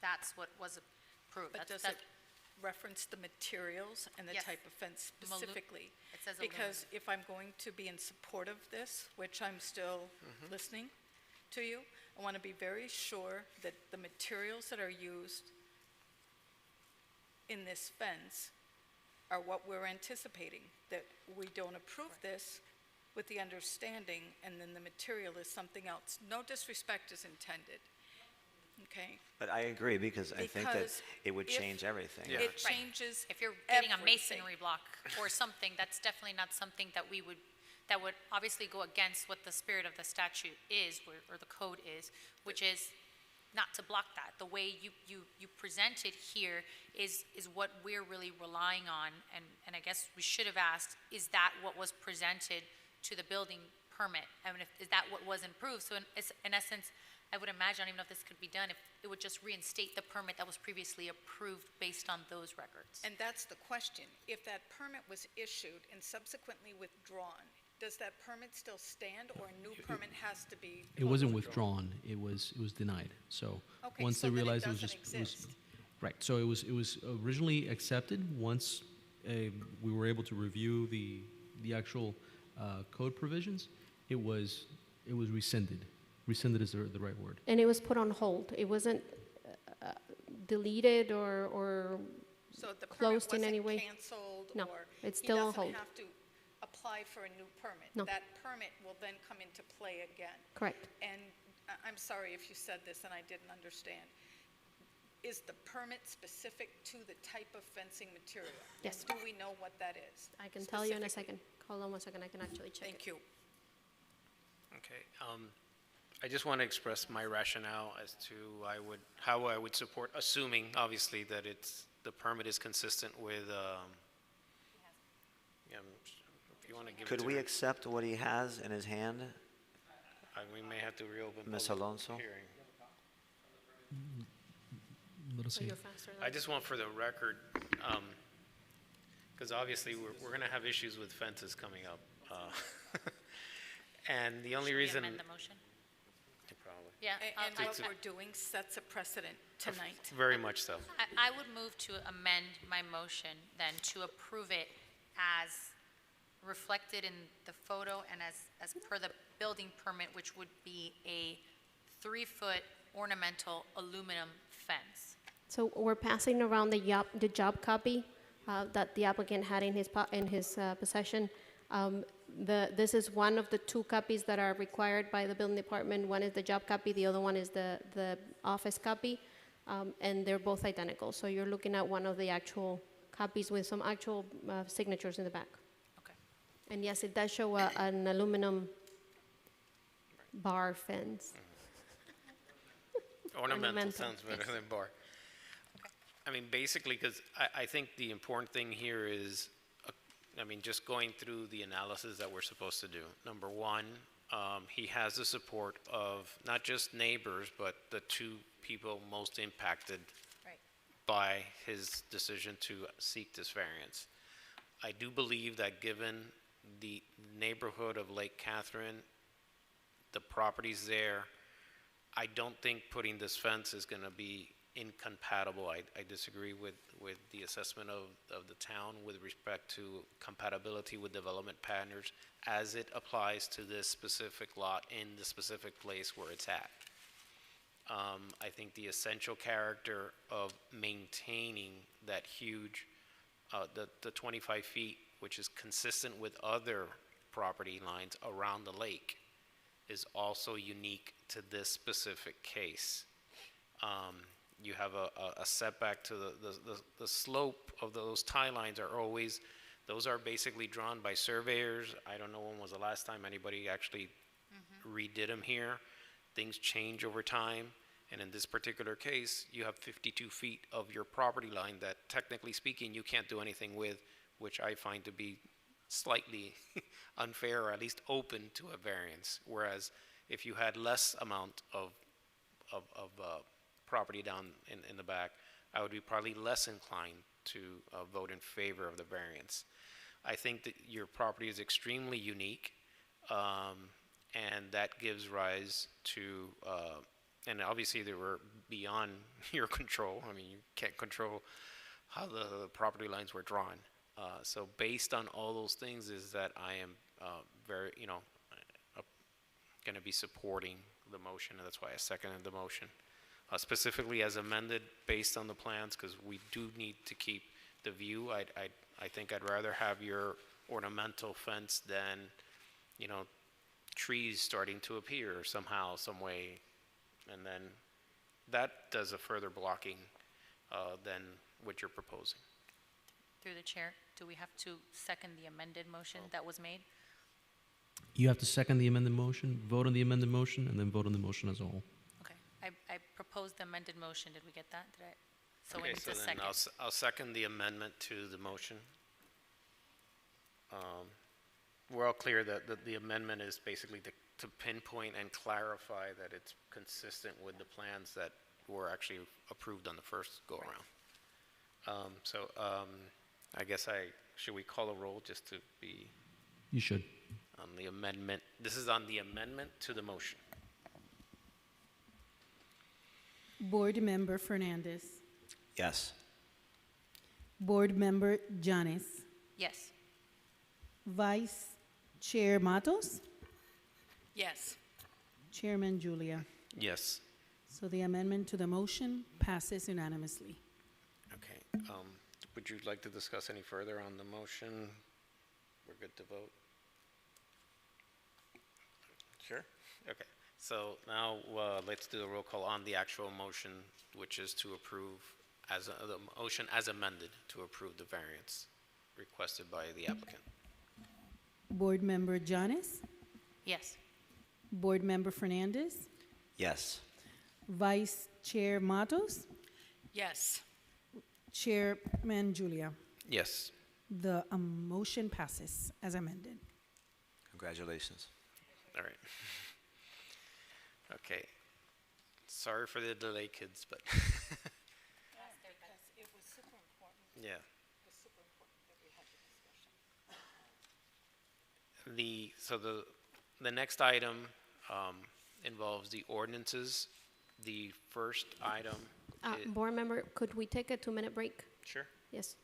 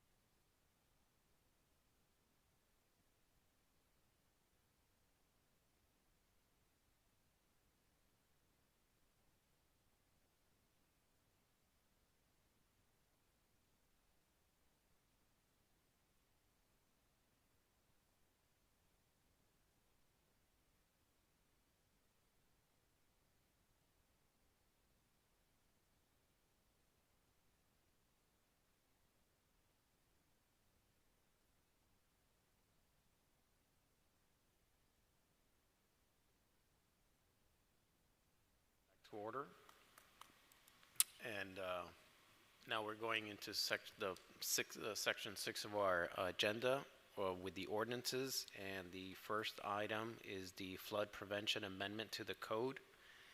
This is an ordinance of the Town of Miami Lakes, Florida, relating to landscape regulations, amending Chapter 13, Land Development Code, Article 5, allowable encroachments into the required yards and exceptions to the maximum permitted heights, Section 13-1508, driveways and parking spaces, providing for repeal of laws in conflict, providing for severability, providing for inclusion into the code, and providing for an effective date.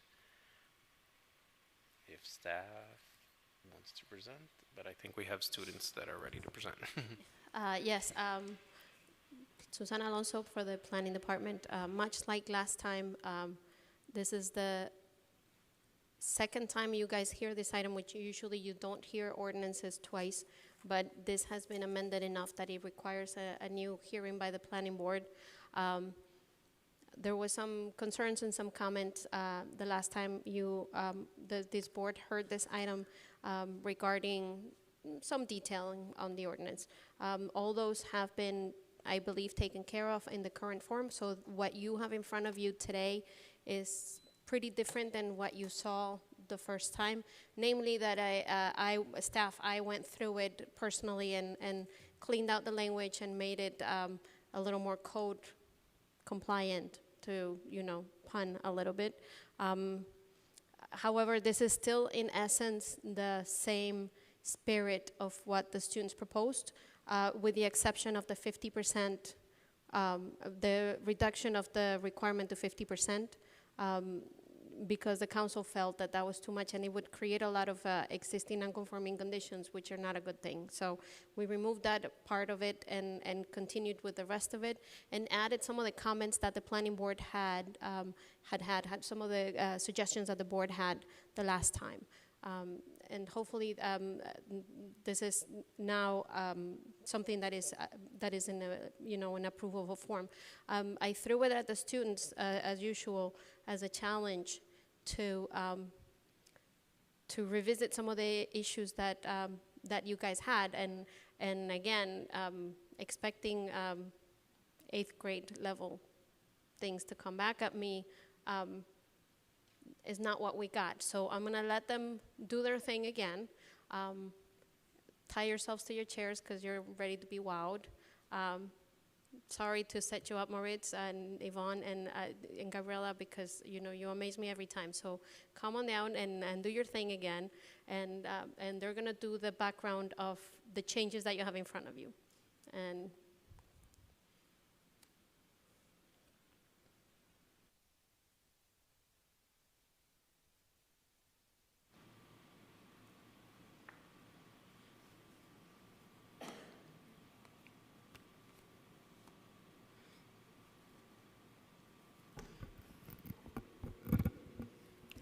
Good evening, Honorable Planning and Zoning Board and Miami Lakes staff members. My name is Jocelyn Hernandez, and today I am here with my classmates, Maritza Costa and Gabriela Vega. Unfortunately, our classmate, Lucia Bring, who was with us last time, is abroad and could not join us. Today, we have prepared a presentation for you so that you can see the changes that we have made to our policy, and we hope you enjoy.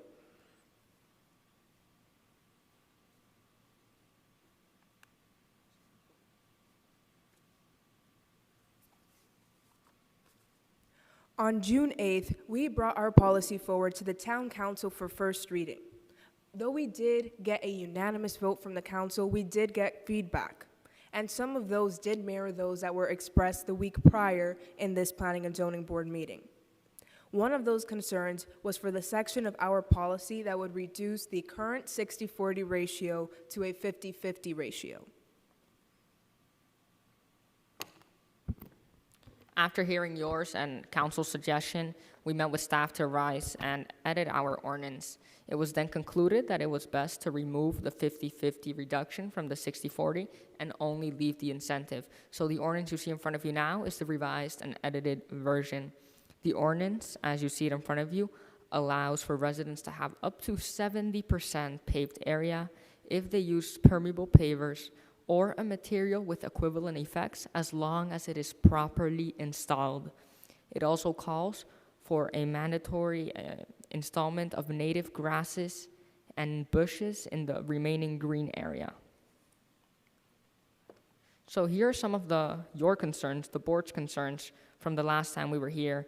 So one of the first concerns that was brought up was that by us increasing the amount of paved area, it would reduce the green area and therefore reducing the amount of water absorbed by grass. So although we are increasing the paved area, we are promoting green by requiring the residents who use this incentive to have native grasses and bushes. And we've also found in our research that permeable pavers are highly effective at absorbing water, just like grass. Another concern was how we would define permeable pavers in the code and how we would regulate this. So we currently have it in the code that all permeable pavers must follow the installer's requirements, the manufacturer's requirements during installation. And so what really defines a permeable paver is how it is installed. That is what really defines the material, because a permeable paver installed upon concrete is just as bad as concrete itself. So what defines this is how it is installed, and we will get more into detail in that in upcoming slides. So then another concern was, are these materials accessible? Are there installers that are locally available? Can you buy these products locally? And so we did research and we found that the answer to that is yes. There are several businesses that install permeable pavers that service Miami Lakes, and we have contacted a few of those, and we will get into that in upcoming slides. But the permeable pavers themselves, not including installation, you can even buy at Home Depot and Lowe's. However, professional installation is highly recommended and possibly even mandatory when it comes to our ordinance.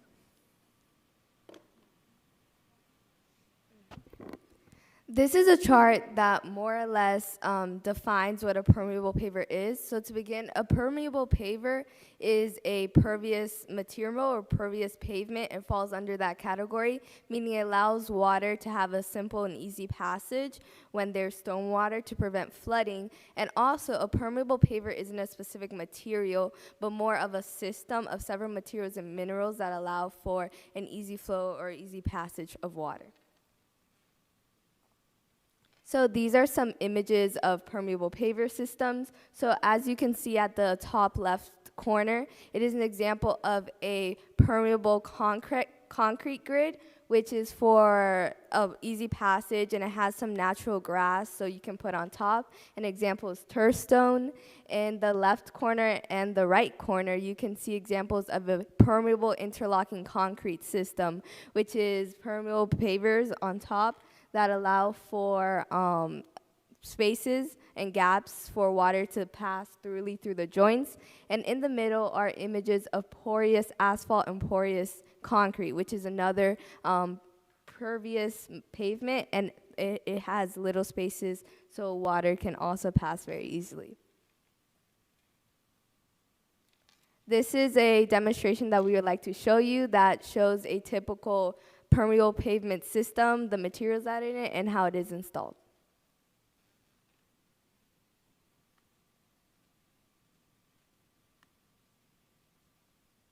If I may, sorry, Gabby. If I may, IT, I don't know if they can hear us. Is there a way we can get a sound for this video? Is that possible?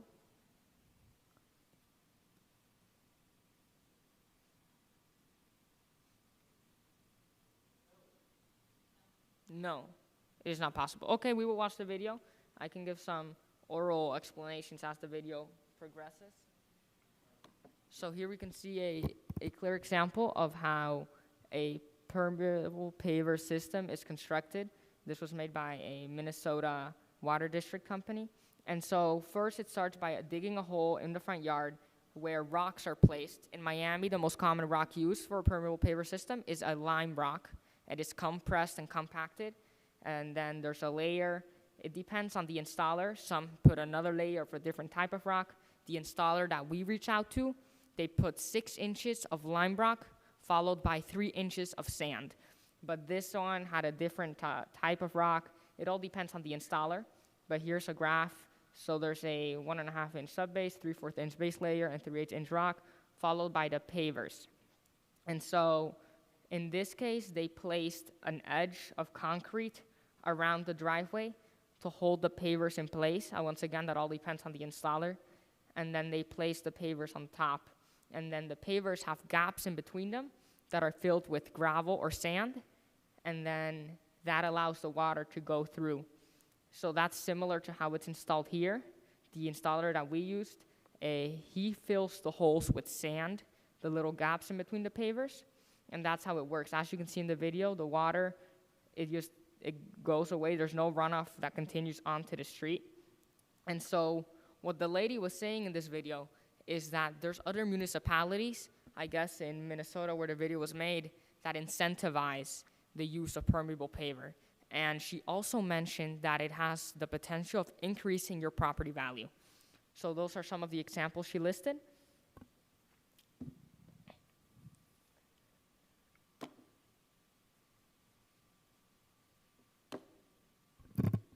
When it comes to professional installation, we did find real companies that would service Miami Lakes, those including Perfect Pavers of South Florida and Driveway by Design.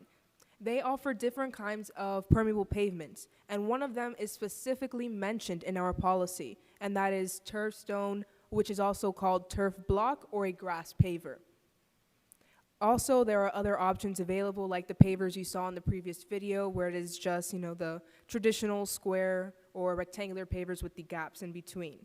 What is important for this installation is how they go about it. It's not the paver itself, but the fact that they are installed over these sediments, over these rocks, over this gravel. And also these companies that we spoke to said that some of them specialize in permeable pavers.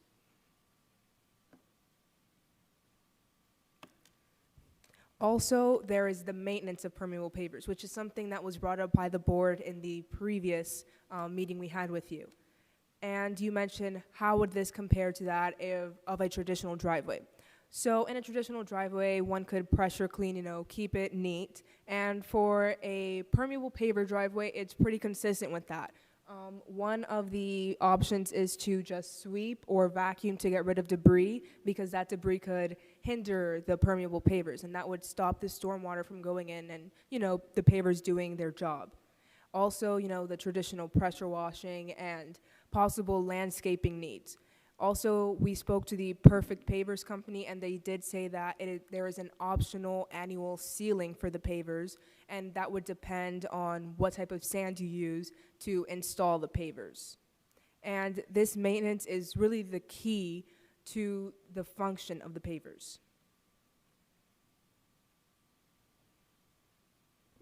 Regarding the cost of permeable pavers, a permeable pavement system driveway is usually 10 to 20% more expensive than a concrete driveway. So say, for example, per square foot, a permeable paver is about $6 to $14 for including installation, and to install concrete in a driveway is $5 to $10 per square foot.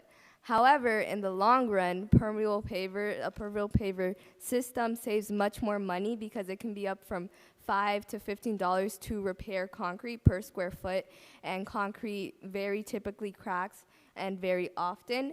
And if a resident wanted to have a different stormwater management system to prevent flooding, even with their concrete driveway, it can be they can pay thousands of dollars more for a more effective stormwater management system.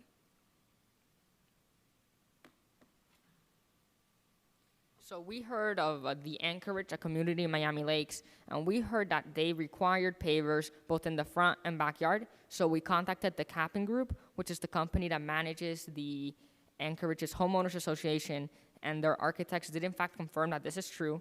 So we did take a visit along with Ms. Bonnie Centrone and Ms. Hope Reynolds during our bike tour that we conducted. And we visited the Anchorage. Here are the pictures that we took.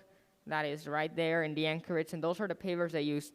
And we also heard from residents that flooding has disappeared rapidly after a huge storm within 2 hours, while other parts of the town had it for days. So we were kindly recommended and invited to a bike tour by a Miami Lakes resident, Hope Reynolds, and to get a homeowner's perspective on the issues of concrete and driveways and permeable pavement driveway systems in Miami Lakes. We learned a lot throughout this experience. We talked with many residents, such as Ms. Bonnie Cintrone, Miguel Martinez, which is the chairperson of the Blasting Advisory Board, and his wife, and many others.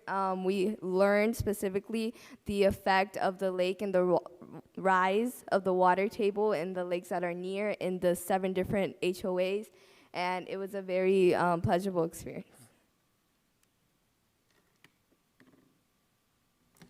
We wanted to keep you updated on progress that we make outside of these chambers. So after the June council meeting, our teacher, Mrs. De Arza, was contacted by Mr. David Smiley, a reporter for the Miami Herald, and a little more than a week later, an article was published about this that we are doing. Marie Rose Scheinerman, who wrote the article, independently analyzed studies and contacted experts. And as stated by the quote on the bottom right of the page, she came to the same conclusion that we did, that permeable pavement can reduce flooding. We once again thank the board members for their time. This has been a great opportunity and a great learning experience. We thank Miami Lakes staff for their cooperation, and especially Ms. Alonso for helping us and her part in making this possible. So we would now like to take any questions or comments. Thank you. Any questions from the board? I have a comment through the chair. Go ahead. I wasn't here during your first presentation. I did see it over Zoom, over Facebook Live. You guys are amazing students. I want to congratulate you guys on the initiative that you're taking. This is right up my wheelhouse. I think that this is so important, and we're seeing it more and more as time goes on, that our residents are complaining about flooding and draining. So I'm all for what you're proposing. The fact is that if it does help with draining and the pavers are, the water can see better and faster, and then it's going to drain faster, I think it's a great idea. Congratulations.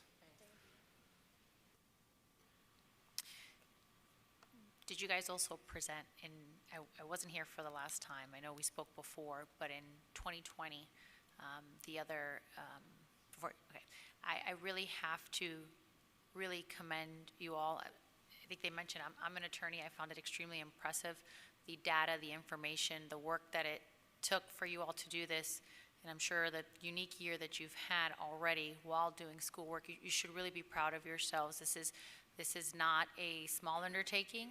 Certainly flooding is something that has trumped a lot of us. I mean, we all want a solution, and you kind of recognized a community problem and did your best to find a solution, and that's something that your parents should be proud of, and you should certainly be proud of yourselves. So I thought you did a great job. You presented it well. I have a question for some of your language, I guess. Native grasses and bushes, that was all at the end of everything you added. Were you trying to be specific as to maybe, what kind of material, or you just wanted greenery primarily? Greenery? So the intent of that is, as you're reducing the amount of available area without paving, that the area that it be lushly landscaped and not just maybe sodded, or maybe, so when you put in a native grass, you're putting in something that is also absorbing a little more water, because all plants that live in a tropical subclimate as we are, a tropical climate as we are, they tend to absorb a lot more water, and they're particularly geared towards our area. Other grasses maybe that are more used to living in the desert or maybe in other areas don't absorb as much water as we do, as other plants around here, because they're not for this climate. So that's why the native in there is particularly important. And that would be something that would be taken care of through the permitting process, that they would, if you choose to avail yourself of this, additional paving area for parking or for whatever reason, and using these permeable pavers, we would also look a little closer at the landscaping materials that they were putting in to add another layer of water absorbing plants onto the edges to prevent runoff, which is at the end of the day what you're trying to do. Okay. And the bushes would still have to comply, so in other words, they couldn't be... Height and such, okay. yes. Perfect. And then the only other thing I would have added is I guess in subsection A, where it says or over a layer of gravel and sand, I would imagine it would be, there would be no concrete subfloor there, Correct. it kind of just like over a layer of gravel and sand. Just always keep in mind, if someone wants to wiggle through something over a layer of gravel and sand, I could have concrete and then a layer of gravel and sand, and it would defeat the purpose of what you want. So you always want to think about, how to protect that, but extremely impressive, and thank you all for your time and your presentation.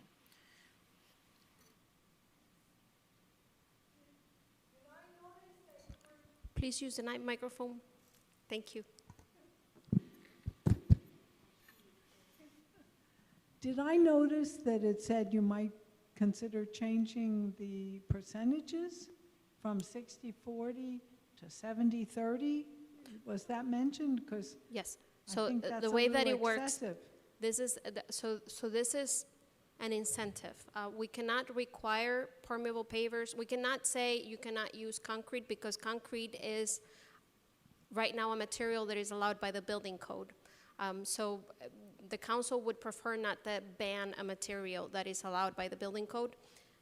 Therefore, we're using, and the idea of the students was to use an incentive. And the way that you can incentivize is by allowing maybe a little bit more of area to be paved, as long as it's done only with permeable pavers. So if they are following the regular driveway that they're allowed normally, they have to stay still in the 60-40 configuration as it is. They can only go to the 70-30 if they choose to use the permeable pavers installed in this very particular way, following the guidelines of the manufacturer to maximize permeability, and also to lash up any remaining landscape areas to add natural native grasses and bushes to increase the amount of water that is absorbed on the property. So it's not here, let's have, right? It's a layer approach that when they come in for the permit, we would ensure that all these other things are also taken care of. Okay, because, Does that make we've sense? had some issues with Yes. people that have done their entire front yard And that with would never, slabs, right, and that would never be appropriate, right? Because Yeah, at the end of the that's- day, 30-70 still leaves a nice setback on each side, so that added up to the next door setback, there is a nice thick area of absorption in between all the properties. Thank you. We're still maintaining the requirement that the driveway can't be more than a certain amount of linear feet. Correct, from that the has not, sidewalk. that is not changed with this application. It would probably increase more the parking area, and But maybe. the approach would still but be the not the 30 feet or approaches. 20 or whatever it is that we. Is not presented as an increase to that, no. If I may, I think you mentioned that maintenance is the key to the function. So how do we ensure maintenance? If that's what's the key to the permeability, how do we make sure that the residents maintain it? How do we enforce that? Code enforcement, really, as much as we enforce cleaning of the roofs and water pressure. I used to reside in Anchorage, so I'm very familiar with the requirement that you water pressure your driveway twice a year. And it's a simple, just and water pressure through it just to make sure that the sand is still where it needs to be, and that you don't have soot clogging up the places where and that no actual organic soil is leaking around and like getting in there because it's not as permeable. So it's very simple. If I may, regarding that, so the manufacturer we spoke to, the installer, not manufacturer, I apologize. So the installer he told me over the phone that when he is installing these pavers, he tells the residents that every single year they have to seal the sand. So he makes it super clear, and even with me over the phone, he told me 3 times, permeable pavers, seal the sand, unless you use a special type of sand, a polysynthetic sand, and that one you only need to seal every 5 years, something like that, but it's more expensive. But he made it very clear that you do need to seal the sand on a yearly basis, and I think at least that installer that we spoke to makes this very, very clear to the consumers. Through the chair. I was here when you were presenting the first time. Thank you so much for listening. And when the council made their recommendations as well, you hit a home run as far as I can see. And I know that you're here on behalf of your class. You're all to be commended. It's the day after the 4th of July weekend, and here you are with us going on 9 o'clock, right? So the example that you set and the bar that you've raised is more than just impressive. I do have a couple of questions. When we talk about life expectancy of the pavers, I've forgotten if we talked about that before, and as long as you maintain the pavers as they're intended, I would assume when we talk about the cost analysis of this, ultimately it might be more on the front end, but if they're taken care of properly, the life expectancy is in fact longer than the concrete, as you've mentioned, so ultimately becomes cheaper in the big picture. Am I right? That's what you've determined. If I may, a couple of points regarding that. So the vendor that I spoke to, he actually, and I quote, "No contractor can guarantee that the concrete will not crack."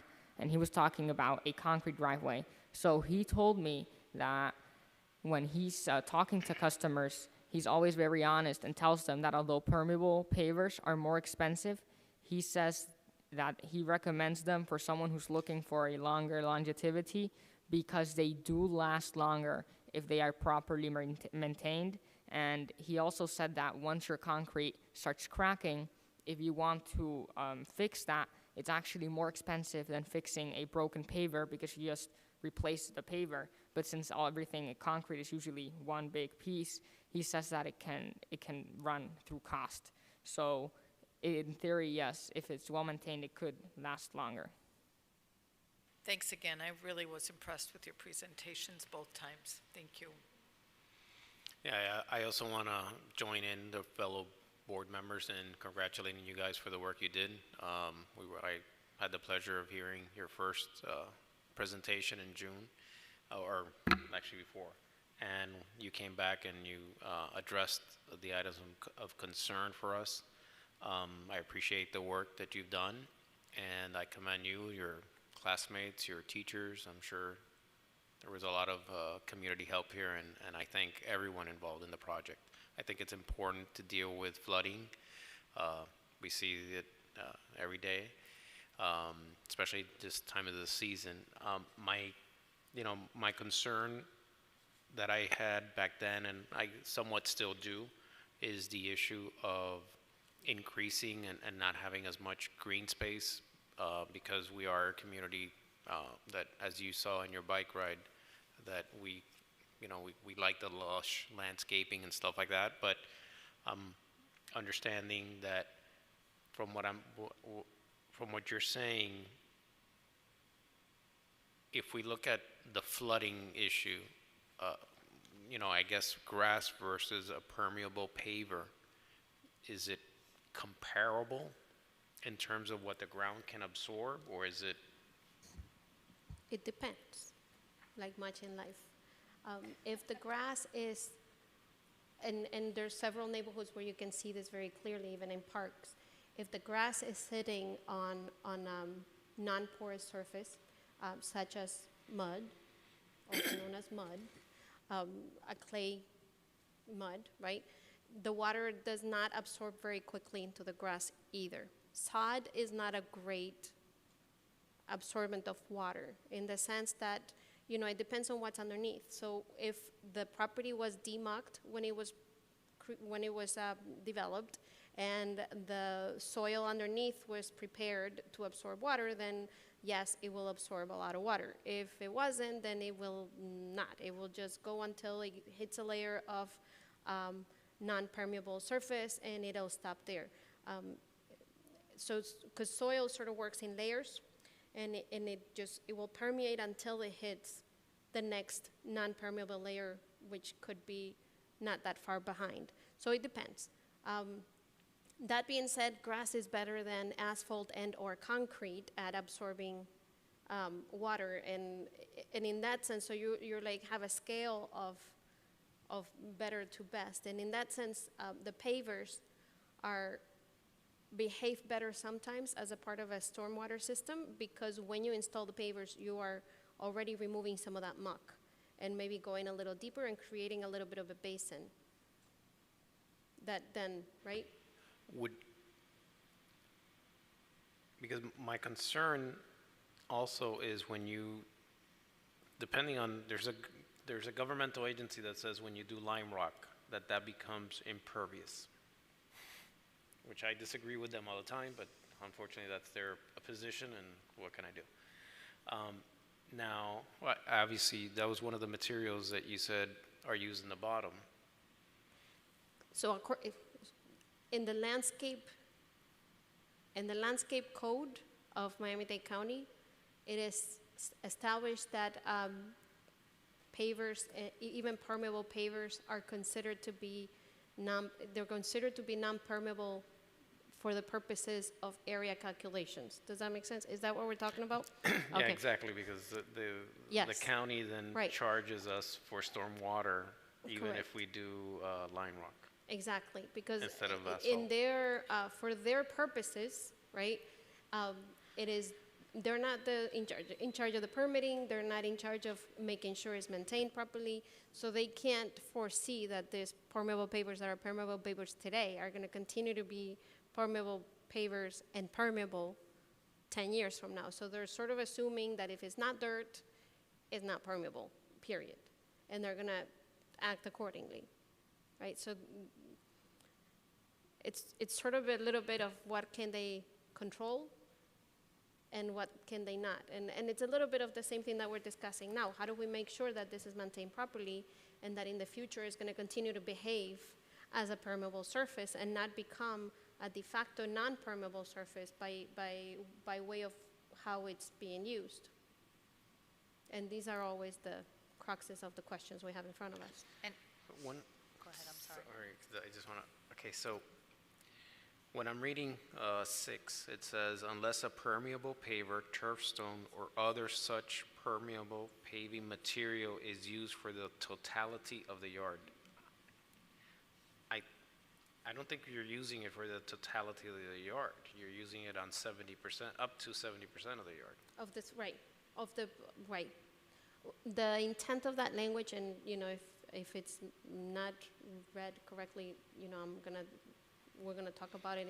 If it's not reading right, we'll discuss it internally as well.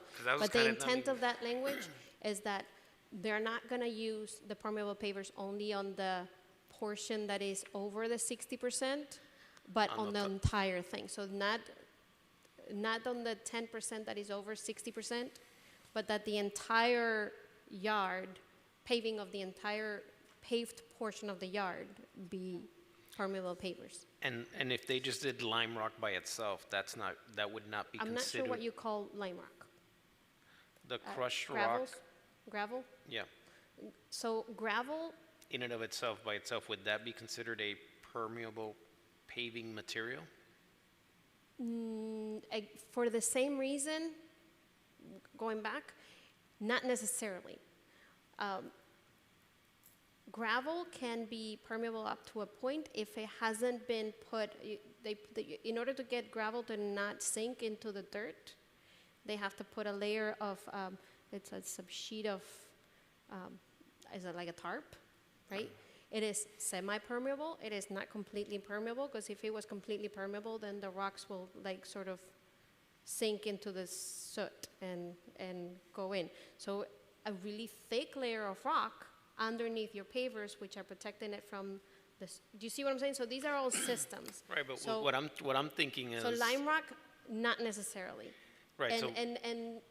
And loose rock are not recommended as extended. You're not really allowed to have more than 20% of your required landscaped areas as loose rock, because those rocks, when and if they become flooded, they float out of your property and they end up on the street. So they become part of the stormwater system and a problem because they're not attached to the soil. So that's not a recommended system of paving, particularly not for areas where you're going to park a vehicle. But one thing is if it's recommended, one thing is if the wording will require the city to give a permit? Will it be, like if I come with a permit request and I say, due to the fact that lime rock or whatever material on the subsoil is what gives the paver on the top permeability, I'm just going to put the material on the bottom and I'm not going to cover it with a paver. Then your permit will not be closed, because It would be denied? no, it would just not be closed at inspection. It would not Or pass it would be given, inspection. no? I mean, It would be denied, yes. Because the lime rock is the base of the paver. The paver is there protecting the lime rock from, first of all, migrating out of your property and floating away and many other things, right? So the paver is part of the system. So there has to be a visual, because everything that you showed me there is nice. It looks nice, but I'm just thinking of somebody coming Right. in and doing 70% lime rock and saying this is permeable. Again, it has to be installed according to the manufacturer's instructions. So you don't just go buy the materials and then do whatever you want with them and put them in. It has, there's instructions that come with the materials, and that's what we have to kind of go with. And all of these have diagrams that they come with, and they have, depending on the type of paver that it is, they come with that, use this size gravel underneath and that kind of, he was specifying some kind of sand.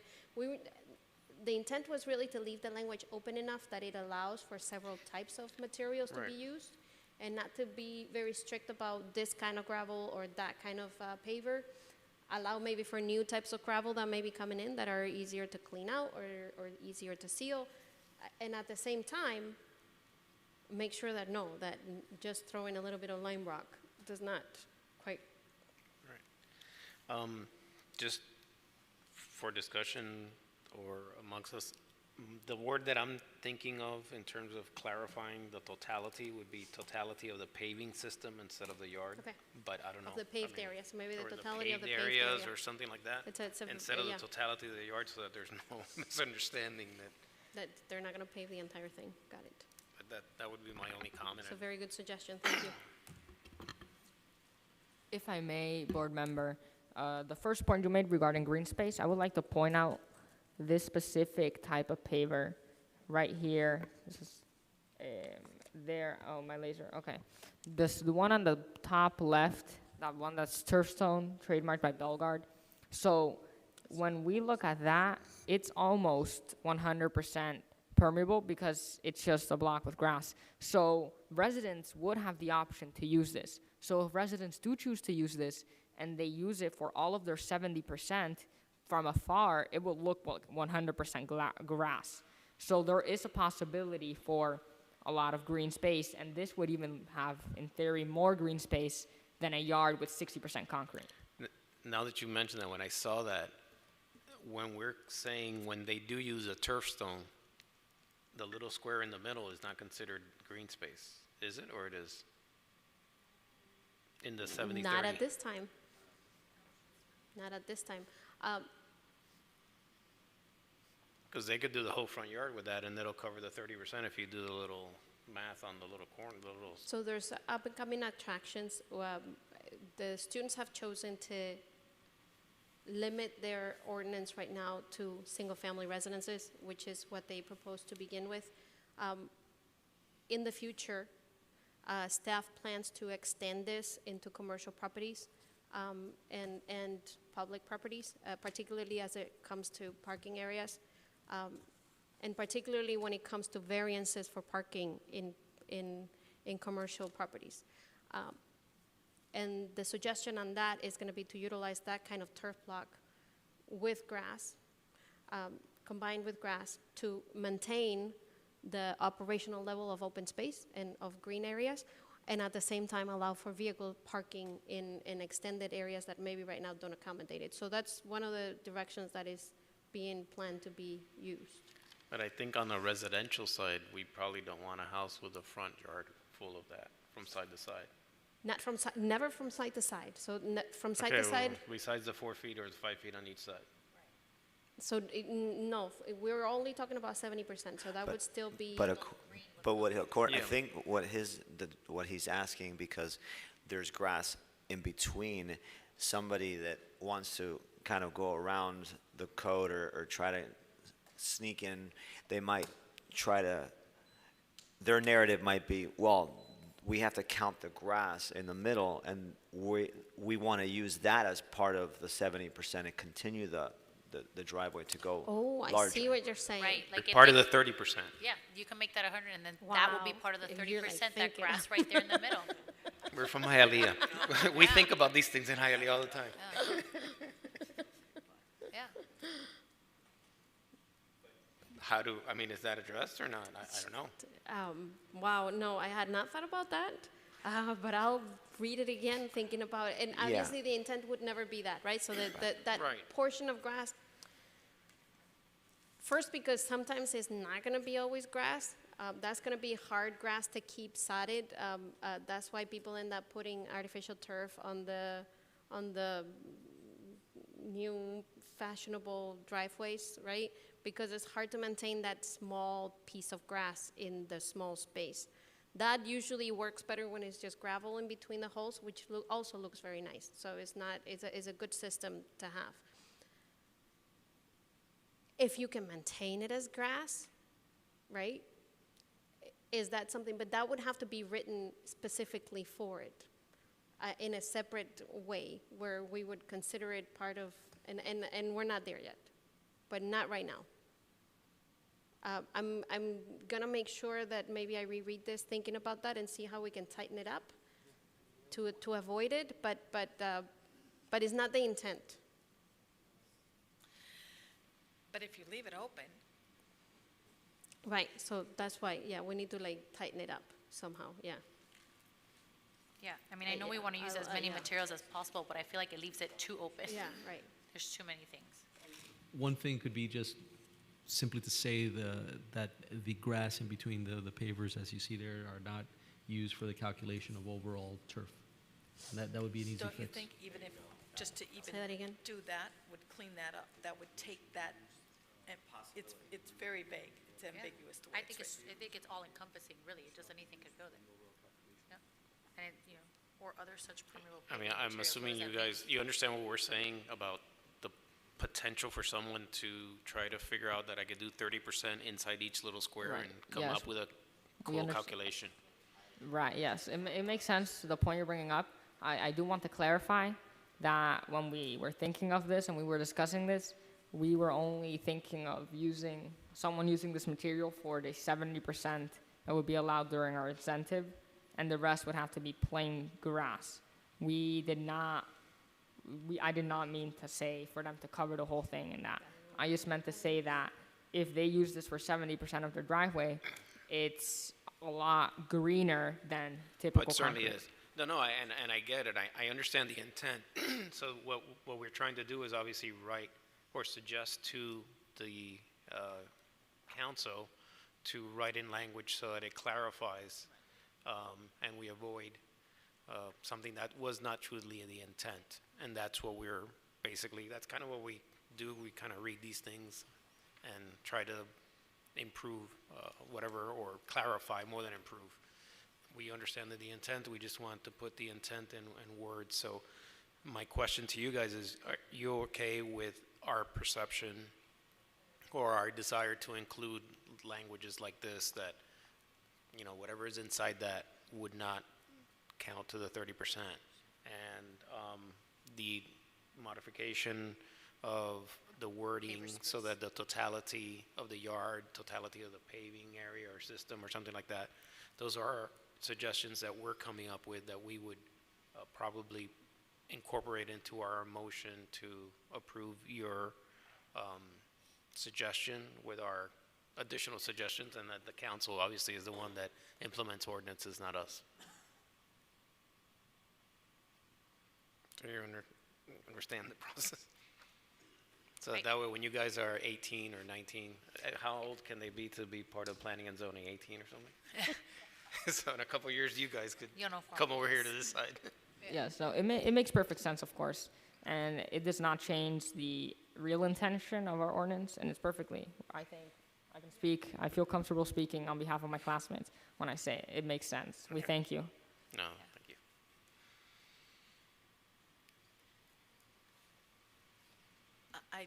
am compelled to say, you know, planning and urban development is a very cool area of study. I think you guys are there already. Did anybody apply for like college credits for that for you? If not, they should have. Very much so. So are there any other further comments, or we would entertain a motion, or, I mean, do you want us to I just? do have further, just, Okay. I know the hope and the intent, and maybe it's just me thinking of, you know, the potential for the loophole, maybe it's just my mind, the way it thinks. That's why we're here. I just don't, this is obviously an incentive. So this is you incentivize someone to do that. We think it's smart. If you do this, then you gain that. But I don't see, if you, let's say you start that, but then you don't, what's your punishment? You know, for lack of a better word, if you're not maintaining it, if you go further, if now for some reason your space is less, how do we ensure continued compliance with the code is really what I would That's always a challenge. It's a challenge with many of our ordinances.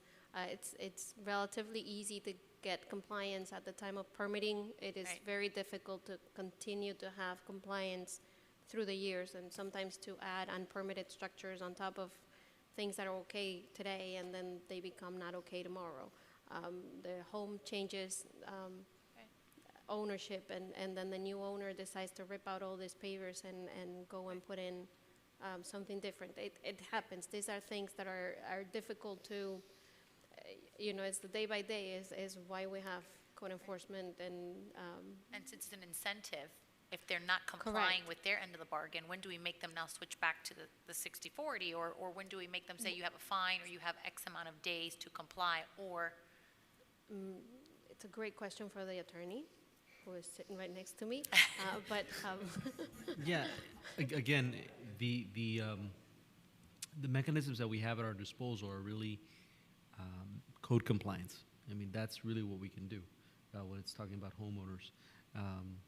So you have a point in that some of these, because of the ratios and the way that it is, it creates it makes it kind of complicated for a code enforcement officer to go out there and say, aha, that's 31%, that's not 30.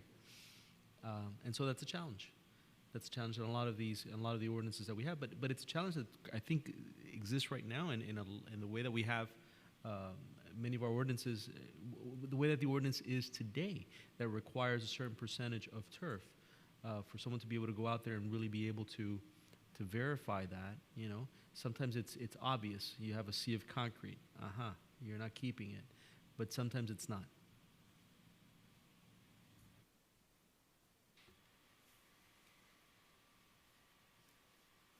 And just as an aside, one of the reasons that this became the incentive that they suggested that we use in order to use the permeable pavers is precisely the fact that sometimes there's residences that have problems, that they need to park one more car and it just doesn't fit in their driveway, and they need that additional little bit more of driveway area in order to park, you know, maybe the vehicle of the person, and they're parking in their swale and they're creating a problem in their neighborhood. So this was also a way to maybe take care of a little bit of that, and when and if somebody needs to have a little additional parking area, we also have a little bit of a way out to say, yes, you can have a little more driveway if you do this without having to request a variance. So, you know, just make it all permeable pavers and make your landscape a little more lush, and here you go. You can have a little bit more parking to park. Sometimes I think the numbers that they presented the last time in the diagrams, where they calculated the amount of cars that they could actually park with that little bit more space, it was usually at least one more space, sometimes two, depending on the size of the lot. So.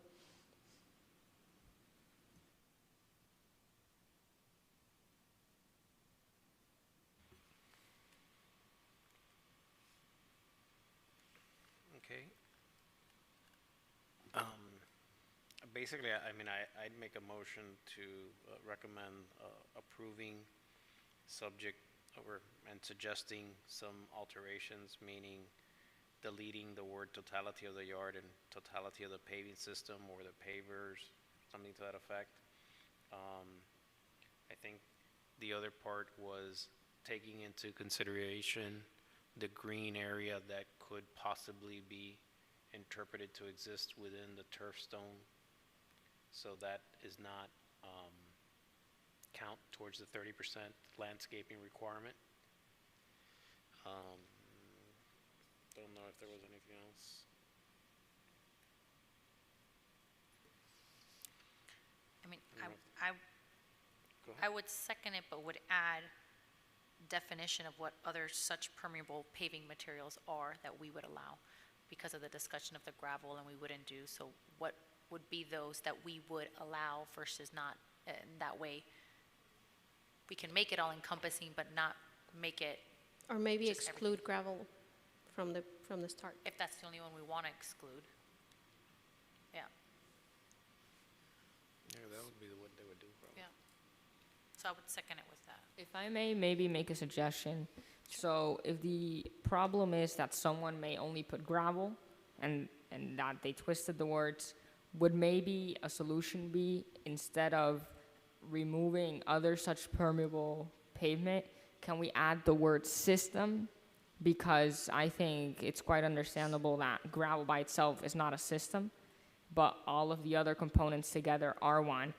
The official term is a permeable paver system, I believe. So maybe it's adding that word and it solves the problem. Instead of material.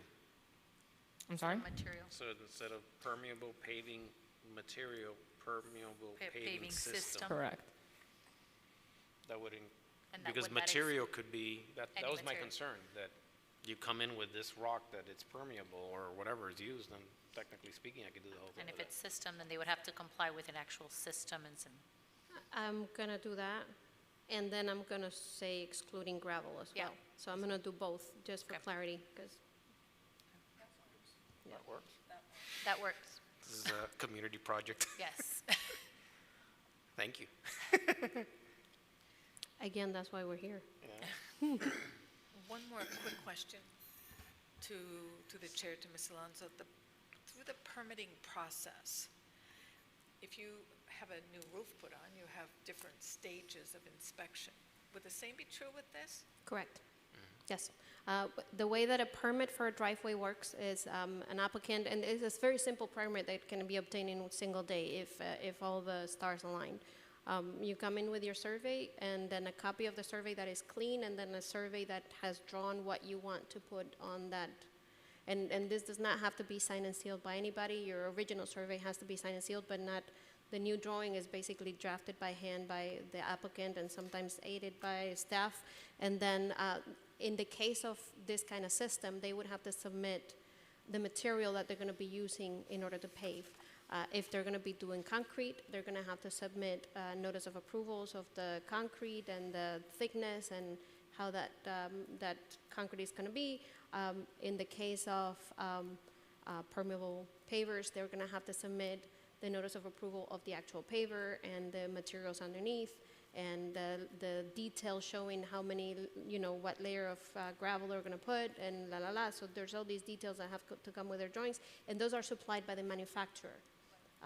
If they're doing asphalt, then they need to provide the type of asphalt that they're going to put in and what kind of reflectivity, and I don't know, other details about their material. So once the permit is obtained and the work is done, then the building official sends a building inspector and a zoning inspector. The building inspector is going to check that the material has been installed appropriately, and the zoning inspector is going to make sure that the work has been done as per plan, so to the locations where what is drawn on the drawings. And the proper system was utilized. Correct. That would be the building inspector, because that would be as per the specifications on the drawings, which come from the manufacturer. Right. And that's standard building Procedures. procedures. This is nothing that we need to specify directly, because that's how it's done. Okay, so we got our motion, because it's really not my motion. I don't know if we procedurally got a second. Oh, yeah, you I did seconded second it with the change. So So we vote on it. So at this time, I'd say all those in favor. I think we could do, say aye. Aye. Any opposed, say nay. Not hearing any opposed, the motion carries, and going back to the council for second reading, no? And approval. Thank you. Thank you again for all your help. Thank you. Okay. Now we're gonna talk about green buildings, and we are in agreement that maximum or minimum air has to be 72 degrees, not 48 like it is here, but anyway, that's a separate. This is an LED green building, but it's cold as heck.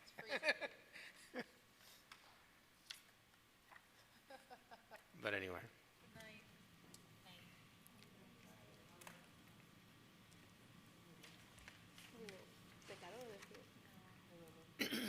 So, the green building program, this would be 6B.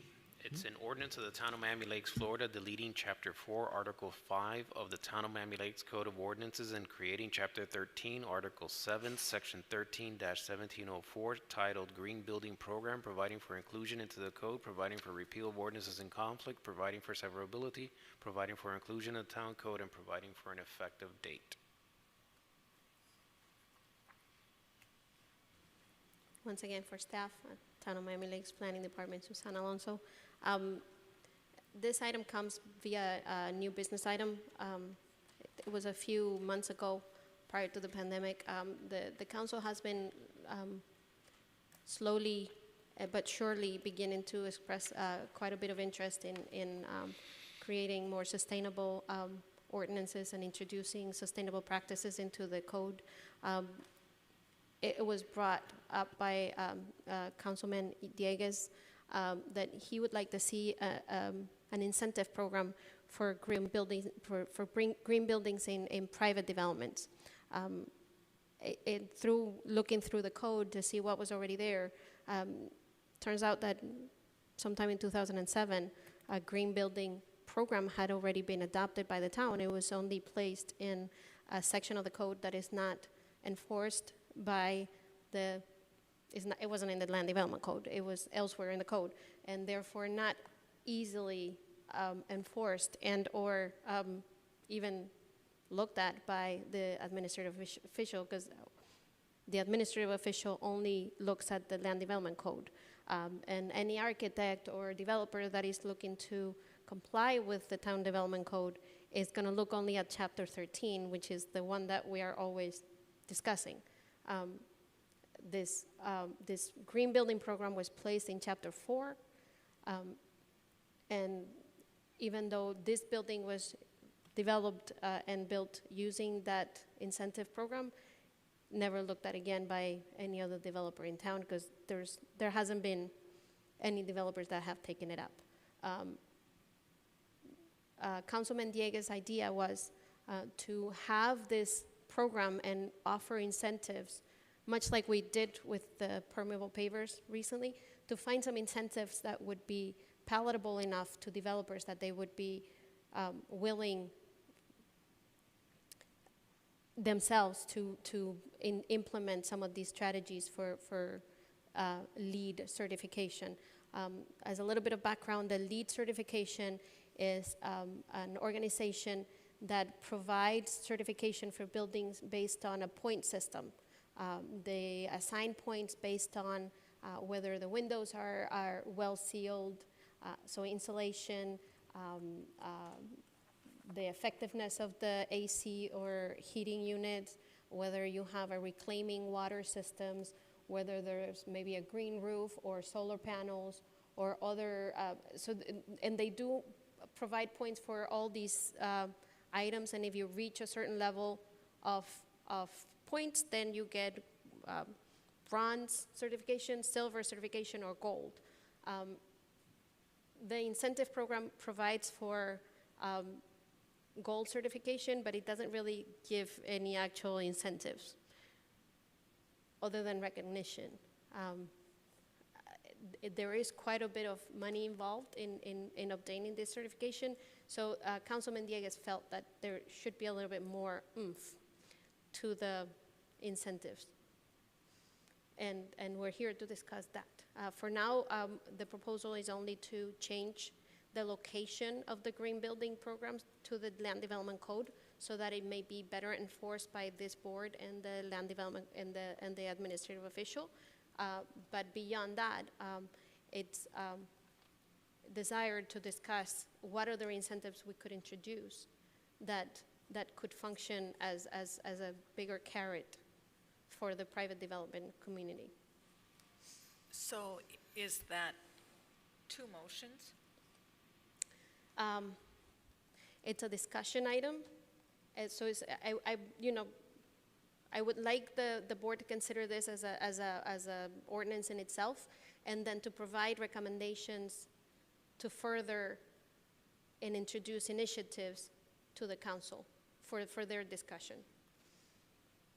I do have some suggestions.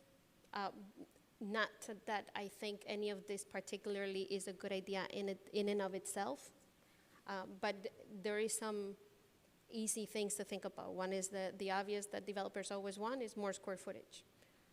Can we build an additional, throwing numbers out there, 5% additional floor area, or an additional story, or an additional increased numbers of units, or increased density? These are the kinds, a break in their parking, maybe a break in the mobility fees. These are all the kinds of things that they may be interested in using.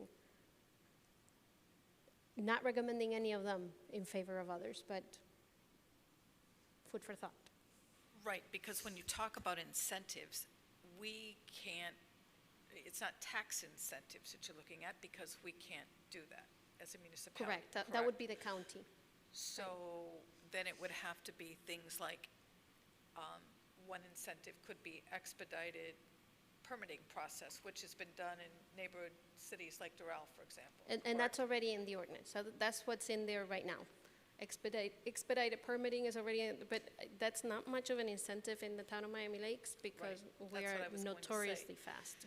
So this is, if this was another municipality, and I'm not going to mention any particular ones, but others that I have worked in the past, that would be a great incentive, because 3 months. But here, it's. What kind of impact fees does the city impose? Because we really have the mobility fee, but do we have impact fees? We have other impact fees that we assess. We assess the mobility fee directly, and then there are other impact fees that we assess through the county. There's the open space impact fee, the parks, that is only for residents. So whenever you're building residential, commercial units usually don't pay a parks impact fee. And the other 2 impact fees that they pay are fire and police. And those are coming also through the county. We assess them, but they're county collected. We can't give that as an incentive because it goes through the county. The impact fees. So the mobility fee? The mobility fee is ours. The mobility fee is ours, correct. And we can give an incentive on the mobility fee, yes. So, I'm not sure if I would be crazy about giving the mobility fee, any fee, because that obviously It reduces our revenue. Yeah, I mean, I'd like, we can't require builders to build a more green building without giving them incentives, because I'm not crazy about giving them more square footage. I'm not crazy about giving them more density, less parking, all those things that you mentioned. Other municipalities have passed ordinances where buildings over a certain size must meet certain LEED requirements. Yes. So yes, we could make it a requirement of the building code, or of the land development code, I'm sorry. I'd be open to that, because yeah, I would like for buildings to be more green, and I think it's the right thing to do, but I don't think that I would trade a bigger building for an incentive for a builder to do it. At least that's my opinion. It just seems like, to dovetail on what you're saying, we're limited as to, I mean, I would think if you would build a bigger building or a greener building, it's gonna be more expensive. The incentive, obviously, that everyone would think of would be some sort of financial incentive. And we're limited in the lanes as to what financial incentives we can actually give, and we generate from mobility fees. So I want to give them an incentive, but I'm struggling to figure out what incentive, because, you know, the residential financial grants and rebates, it's even if they're available, which, so, you know, how much incentive is that really? You know, the express permitting, like you said, it's quick here, developmental approval assistance. So what are other municipalities, what else possibly do they incentivize, or what do they offer? Some municipalities offer an increase in the amount of units that you can have. So if, say that you're, and it's a percentage off, right? So Parking. other municipalities offer a decrease in the parking requirement. There's like, at the county level, depending on where your site is located, if you're close to urban corridor or whatever word they want to use, Transit-oriented transit facility. corridor, Yes. then you're allowed pretty much very limited parking in terms of your building. On the, like, if you're building affordable housing and you are willing to go ahead and say that, okay, I'm gonna have 55 or 62-year-old and do the whole thing with elderly, they allow you, again, less parking requirements. If you do workforce housing and you include 3 of units, then they allow you to build 6 additional units or whatever. So typically, everything that I've ever seen as an incentive from the development side of the world is either parking or density. And you could call density Florida area ratio, you could call it units, you could call it whatever you want to call it. But that's basically what it boils down to most of the time. Miami-Dade County does permit for workforce housing certain, you know, discounts as far as you don't have to pay open space, impact fees, and things like that. But you're right. More than anything, it's allowing for greater density. From a construction perspective, most, let's just say, for example, we were going to talk about solar panels. Those incentives come from, for example, Florida Power and Light or whomever would have those programs.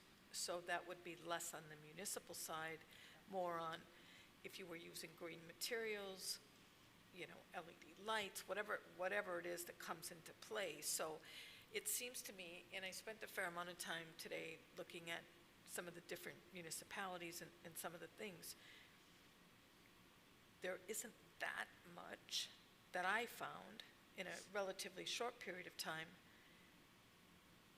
that would be truly incentives. Either you're building green or you're not. Am I right? Yeah, pretty much. And I mean, I don't know if staff has any kind of analysis on it. I haven't done it.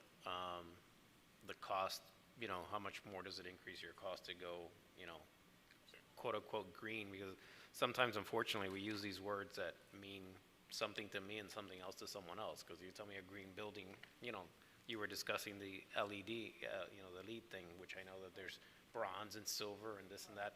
I have no idea what the difference between what the requirements for a bronze or a silver or a gold or a platinum or whatever the else materials. Yeah.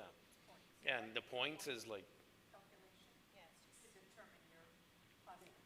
Yes, correct. We spoke a little bit about this today. In the town of Miami Lakes, how many green buildings do we have that were built green? This one. This one. This one that has the air conditioning very cold. And what about Roberto Alonso? A portion of that building is green. A portion, yes. And the spot, a portion of that is A portion of the spot, yes. And the new building being built on 154 is going to be a green building. Are any of the recent? No, The not that I Kislak know building? of, no. A Not the Kislak? Kislak one, no. The not? Kislak building has some Green. some green features. Right. But they have not sought certification. They have a wall that's green. Right. I did But too. that does Don't- not, don't- so that does not a green building Consider a mean. green building. It looks nice. Yeah. So the recent construction, there hasn't been a push, if you will? No, none For- of the for incentives recent- to go no, green? None, Okay. none. So that being said, if the goal is to move this from one part of the code to the other, isn't that the first order of business? That is the Right. order of business. I have no problem with moving it from one portion to the other Because it's because the it gives same us language. enforcement. It's It looked to exactly me the the same language. You didn't It's just a change. different It is the location. exact same Yeah. language. It's just I couldn't- literally being moved so that it can be better enforced. Because as it stands right now, architects do not necessarily look in chapter 4 to see Right. what it is that they have available or that they need to comply for, right? So placing it in the land development code, it makes it at least something that they can find. So is it conceivable that, so the goal, this is going in front of the council? Correct. At the next- July 13th, yes. So if in fact we make that as our motion, nothing would prohibit this from coming back or us making additional recommendations down the line as far as studying or asking you to come back with recommendations for incentives, correct? So the intent at this point, and I'm not gonna speak for the councilman that is driving this right now, but is to at least adopt this in its current form in order to move it to the land development code first, and then continue to amend it once it's in the correct location to add incentives. And that's why this is a two-part discussion for you guys, right? So on the one hand, get it moving to where it needs to be, and on the other hand, let's begin the discussion of how to increase the percentage of LEED certified buildings in the community. Okay.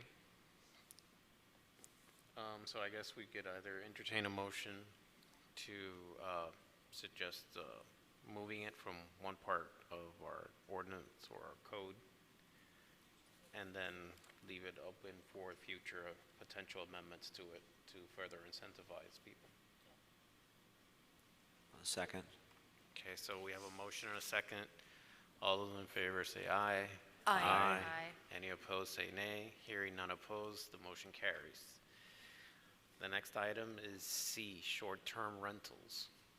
An ordinance of the Town of Miami Lakes, Florida, amending Chapter 13, Article 6 of the Town of Miami Lakes Code of Ordinance, creating Division 3 titled Short-Term Rentals, providing for inclusion into the code, providing for repeal of ordinances in conflict, providing for severability, providing for inclusion in the town code, and providing for an effective date. Staff. You do a wonderful thing.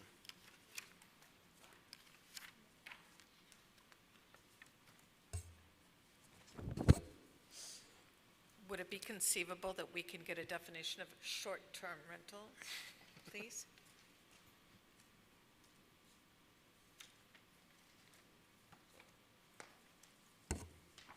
The idea behind the short-term rentals, and this is something that both Susie and I have been Miss Alonso, I'm sorry, I'm calling her Susie, and I have been working on. It's 9:30. It's Susan. I appreciate the effort. Lorenzo, Bobby. Larry, that's okay. I'll take it. Is really there has been this new kind of fad of folks using their homes and parts of their homes or their entire homes as Airbnbs. And the spirit of this item was to figure out a way that we could be able to register these folks and require them to come into the town. Now, to answer your question, short-term rentals really, if you take a look at it, and maybe there's a way that we can maybe create an overarching, but it's vacation rental. If you take a look at that definition, it basically says that any unit or group of condominiums or cooperative or individually collectively owned single-family, two-family, three-family, four-family house that is rented to guests more than 3 times in a calendar year for a period of less than 30 days or 1 calendar month. So that's really what a short-term rental is, something that would fit that definition. I think and I spoke to Ms. Alonso and also the attorney today about this. You know, one of the things, as a real estate professional, first of all, we don't do short-term rentals typically in our area. it's my understanding, and please jump in because you're the expert on this, we cannot prohibit short-term rentals in our community, correct? We have to allow this to happen. What we could do is make it difficult. I think that's and you could use whatever phrase or word you want to use, but Miami Beach does it. So I think that, you know, based on our conversation today, to do nothing means that this is happening all around us. To register them means that there are stop guards, if you will, in place. Because what, and this is still, and I really am totally serious when I say this.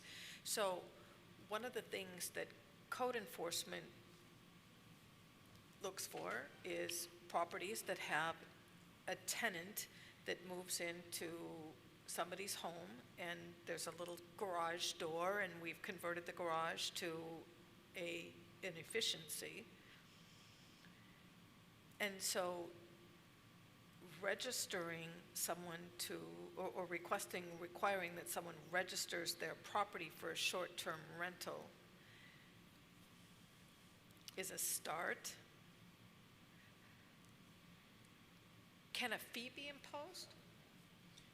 Yeah, a fee can be imposed, and I believe that there is a fee requirement, although it hasn't been established, and it's not being established by this resolution by itself, but it can be established subsequent to it. But going back to what you're saying, so you all can kind of have an image of what this might look like, is let's assume somebody doesn't register, and they forego, and they ignore this, and someone, and we'd have to look at the mechanisms. The mechanisms of reporting folks for code enforcement have changed somewhat, but let's suppose that a code enforcement officer on his own prerogative goes on Airbnb and just searches, and all of a sudden he notices that a home in Lake Patricia area has this beautiful pool, and it's renting it out as a short-term Airbnb. And they go through the registry and they realize, hey, this home is not registered. Well, now that's a code enforcement violation. They can go out to that home, they can cite the homeowner, and they can start that process. And now we've spotted a home, and there's a mechanism for us to be able to police that rental. Whereas as right now, there's no way for us to be able to really do that. There's nothing to state that that's a clear violation of the code.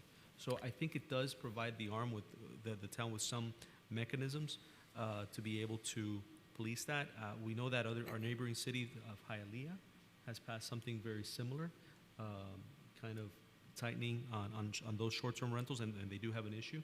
And I think that the spirit of it is not only for us to be able to police what's going on in other folks' homes and how they're using it as Airbnbs, but to be able to curtail any type of illicit activity that could be happening there, no? Such as human trafficking, prostitution, sale of drugs, I mean, any number of illicit activity. I own a unit in Hollywood, and it's on the beach, and we do VRBO, whatever.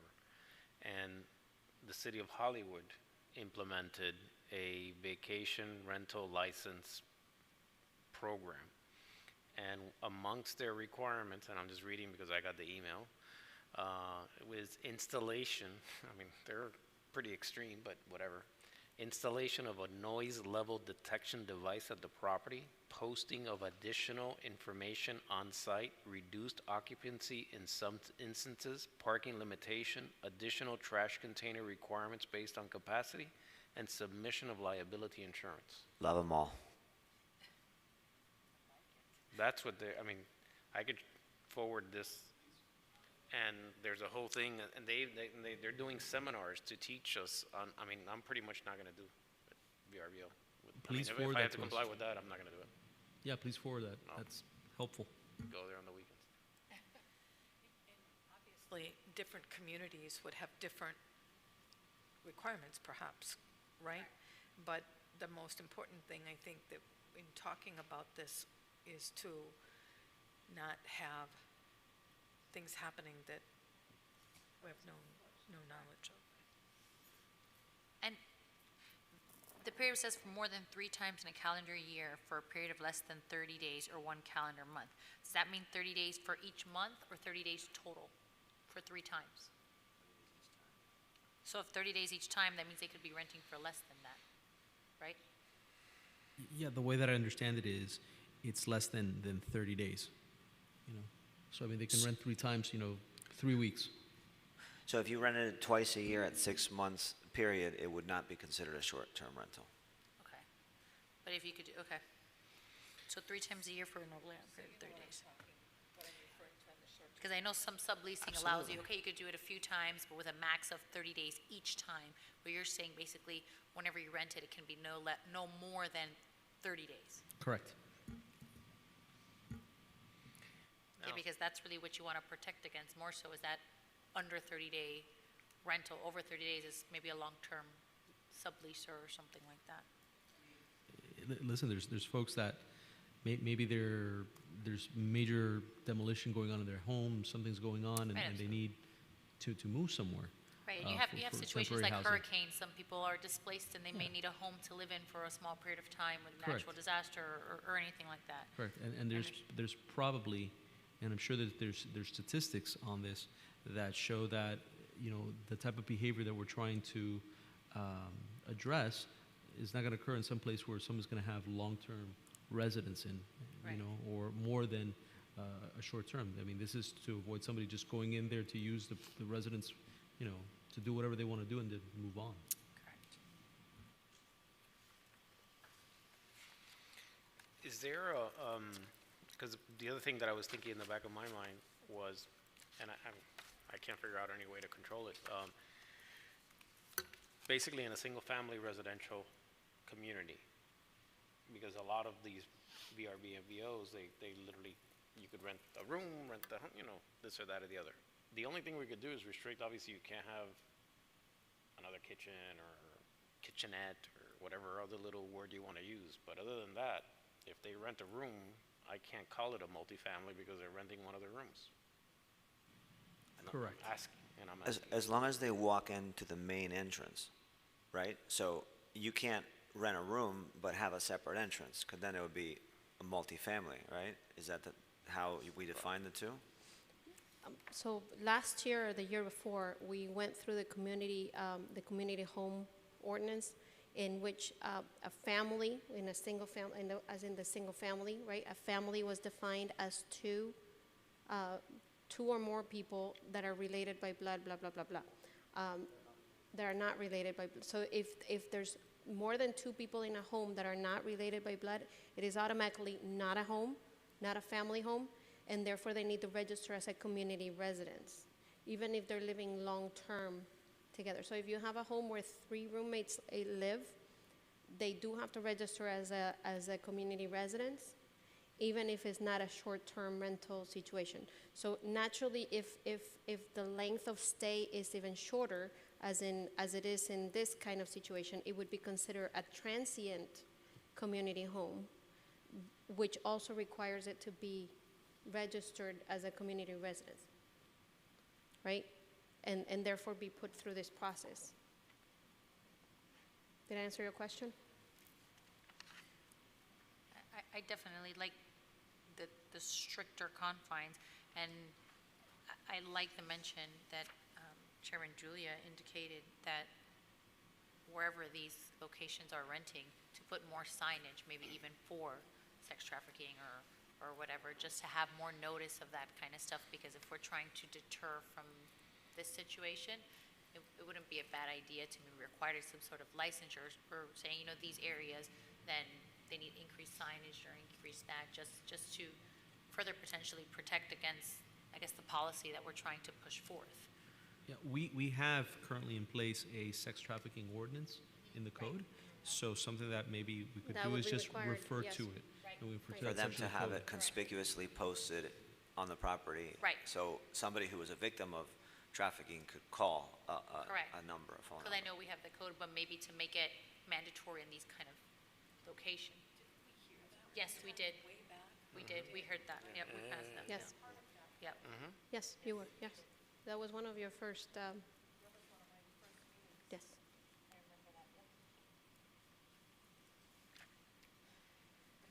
So can we piggyback off of another municipality? Because I think that what we're always afraid of is getting sued, right? If we're infringing on people's rights. But if another city is doing it, can we assume that they've already been challenged in court? A lot of these, I wouldn't say you can always assume.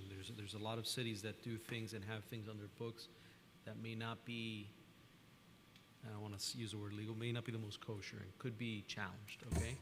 But they have them in their books and they just, it hasn't happened yet, right? I can say though that what this particular ordinance is, from what I've been able to tell, it doesn't conflict with state statute, okay? And it's not asking anybody to do anything.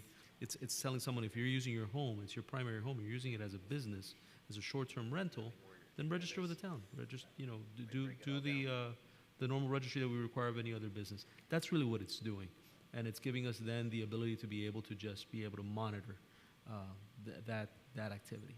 So I don't think it's being the idea of the ordinance is to be more intrusive than that. Yeah, the way the city of Hollywood, and I shared it, I didn't have your email, so I shared it with Susanna and with Gina, and now I'm showing it.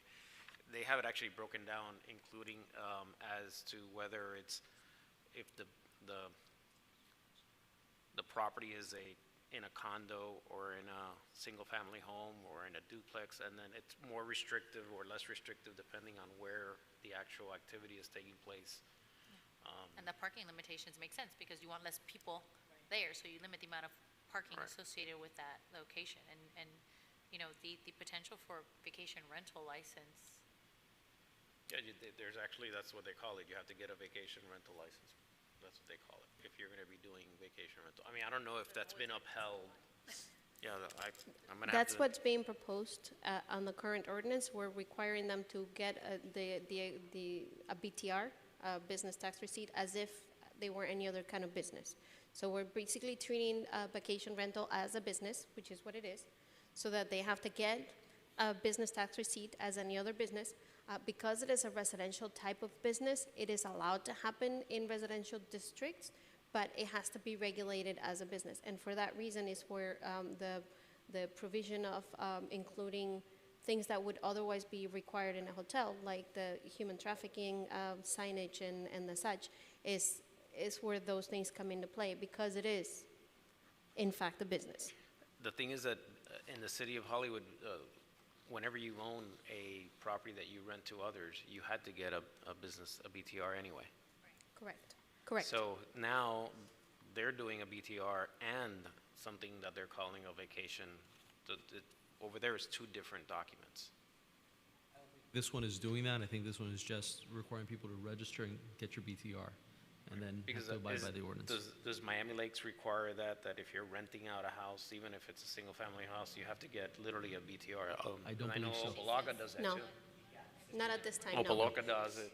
Yeah, there's a lot of municipalities that do it. I mean, I think. Do we go as far as requiring them to have fire extinguishers? Yeah. The fire department may. And in some municipalities, they have gone as far as requiring ADA compliance, which makes things very difficult. I seem to remember when Miami Beach embarked on this adventure of regulating short-term rentals, one of their biggest problems was that they were requiring these units to be treated as hotels. Particularly because a lot of the buildings in Miami Beach would be like half of the building was being used as vacation rentals and or short-term rentals, and they were requiring that their fire escapes would be the same as if it was a hotel, which is completely different than a residential building. That they would have to be putting in the fire extinguishers in every room and the fire escape routes in every room, and yes, it's possible that the fire department may require them to do that as part of their PDR process. Because remember, once you initiate the BTR process, that involves other agencies as well. That's not just a Miami Lakes thing. In order to get a BTR, you do need approval from other agencies, and you need, yes. I mean, I'm just looking through here briefly and just kind of giving suggestions just for the benefit of the discussion. I mean, I think the requirement in the licensure, what's good about that is that it says, you've got to do it by this date or whatever happens after that. And they actually require a new hotline just for that. So obviously, if you're an Airbnb renter or whatever, and I'm an everyday resident, I have the ability to call this hotline and within a 24-hour, because what about if you can't get the property owner? You know, what's the recourse? And it's basically dedicated to that, and it's almost an improved, seems to be, obviously I haven't used it, real-time response to there's a party going on or there's something nefarious that seems to be going on, or selling, or heavy traffic, which is, so, I mean, I think those are. Yeah, and that's like a hotline for the town. So like a resident, someone else can call here and say, hey. So one of the requirements that is added in this particular ordinance is that first that there would be registered with the town as part of the registration, a local number, somebody that lives within the confines of the town of Miami Lakes, that we have in our files for that particular purpose. So not just an off landlord, you know, in Connecticut that owns the property, but somebody local, so a property manager of some sort that the town has in contacts.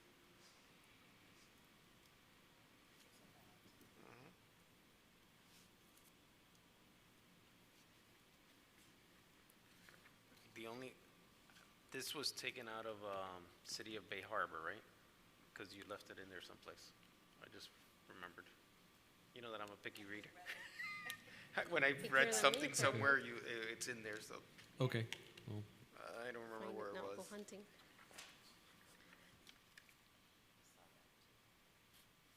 Because it's some rule by City of Bay Harbor. I'm like, I think we want to be ruled by City of Town of Miami Lakes, not Bay Harbor.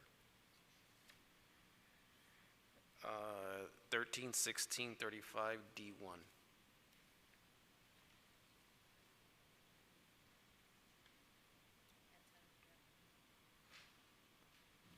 you are correct.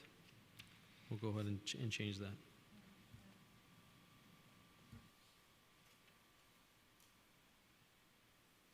I mean, is this gonna be coming back at some point, or? No, this would go for first reading in July and second reading in August in front of the council. I mean, if you guys wanted to come back before you next month, before we go to the council, that's. I mean, I guess, like I say, I mean, perhaps in my personal opinion as affected property owner of Hollywood, I think they go a little extensive, but especially over there that, you know, you have so many condos in the beach, and if the association allows a vacation rental and we regulate it within our condo and all that stuff, why do I need now the additional 82 requirements of the town? So the way that we would usually work this is if we change it enough that is substantially different than what we have presented today, then we would bring it back to you for further recommendation. Or if you would choose to see it anyway before second reading. Yeah, 'cause I just think that, you know, I think, I can't imagine, first of all, if most condominium associations here probably wouldn't even allow this. I mean, I don't know how, because most of these condo rules were not made be silent on the matter. They may be treated like a tenant. I mean, I don't know what the short-term tenant or a long-term tenant from an association I don't think the perspective. associations And are they have H- the manpower to police it, nor do they have the teeth to police it. Right. So I think that the town is doing a great job if you know, if we can get this through. I think that it's, you know, And I gonna think be that a most problem. residents here would agree that Yeah. we don't technically we want to minimize exposure to vacation rentals, because you hear the stories of, you know, the party houses that get rented for 2 days and, you know. That's So the the noise HOA decibel. has any. That's the noise. The HOA can prohibit They require cameras. rentals in their communities. And do you know of any HOAs that aren't allowing this? I was going to say, many HOAs, and beginning with Anchorage, have very strict regulations as to approval of any rentals. So they have strict procedures for approval of any prospective tenants and or buyers. So before you can move into the Anchorage in any way, shape, or form, you're going to be going through a thorough background check and all kinds of stuff. The reality is, though, That's- probably functionality, they're there for a week. By the time the association finds out that they were there, they're gone. In this And particular, that's I what was you're going to saying. say, That's your point, I think. because that's for moving in Yeah. purposes, that in any way that you're getting like a car to the outdoors and you're moving in furniture and it's very possible that this kind of activity goes under the radar quite easier, because you're share the- basically coming in with suitcases. So Right, and they share the key fob with whoever. that tenant, you know, the short-term. I mean, and that's one of the other reasons too that we were just talking about, that, I mean, I personally like this whole hotline idea as before you get to another level, is because, one, you're gonna burden the police already with more. Two, a lot of people don't wanna call and report these things for fear of the public and what's known. And if they have an anonymous hotline where they could say, hey, I think something's going on, then you have another layer before law enforcement is involved. And it's almost like obviously something internal, or I don't know if internal to the location or internal to the town, where they would call, that makes it easier for me if I'm fearful of them finding out I'm the one who called, that would make me more willing to report it instead of waiting the 2 weeks and whatever is done is done. So I mean, I would like for it to come back, just Yeah, 'cause to add some of the maybe suggestions that we may have, or So then is it possible to move it forward so at least the registration portion of it is done, and then and that can go to the council with any other recommendations to come back? because I think it's a great idea. I mean, I No, really we think have to- it's we have to- definitely, I think it's great. I mean, because it's going to go from a procedural basis, it's going to go to the July 13th meeting. first reading, First reading. Second yes. reading will be in August. August, which is And also after before- your hearing. And we'll probably have a meeting in August anyway, Correct. potentially. I guess. No, you do have a hearing in August. There will be a meeting. Yes, I already have a lineup, yes. You have the gentleman that we just, Well, yeah, we're potentially, 'cause he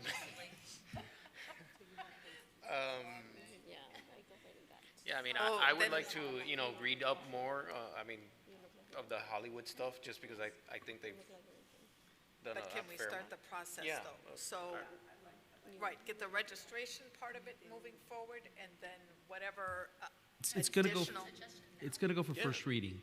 If you have any ideas today, We can that's send fine. suggestions now, right? You can, and then if you'd like, we can bring it back before you, so give you time to do some homework. Yeah. And most of the changes on the ordinances are done in second reading.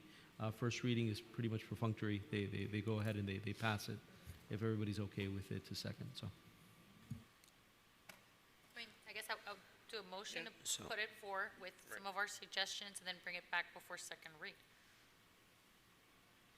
I'll second that, if that's your motion. Yeah. Okay. So, you want to tell her what some of the stuff that we've talked about? So we wanted to do So some of the suggestions are, the hotline, the potential for a vacation rental license, right?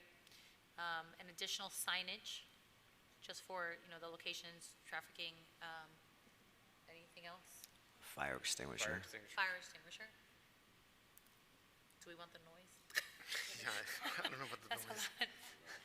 That's a little, I think. Oh, the other limited parking. I think you Yes, the addressed that. limited parking. I think the limited parking is addressed, but That's for it. now. But I highly recommend the issue of I think that idea of the hotline for the town, For so the that town. people could call in. The one where we would report, like if the sidewalk was cracked or a tree was down, you have the similar kind of thing, and that's responded to very, very quickly. So this would be kind of part of that. Hotline, what are you envisioning?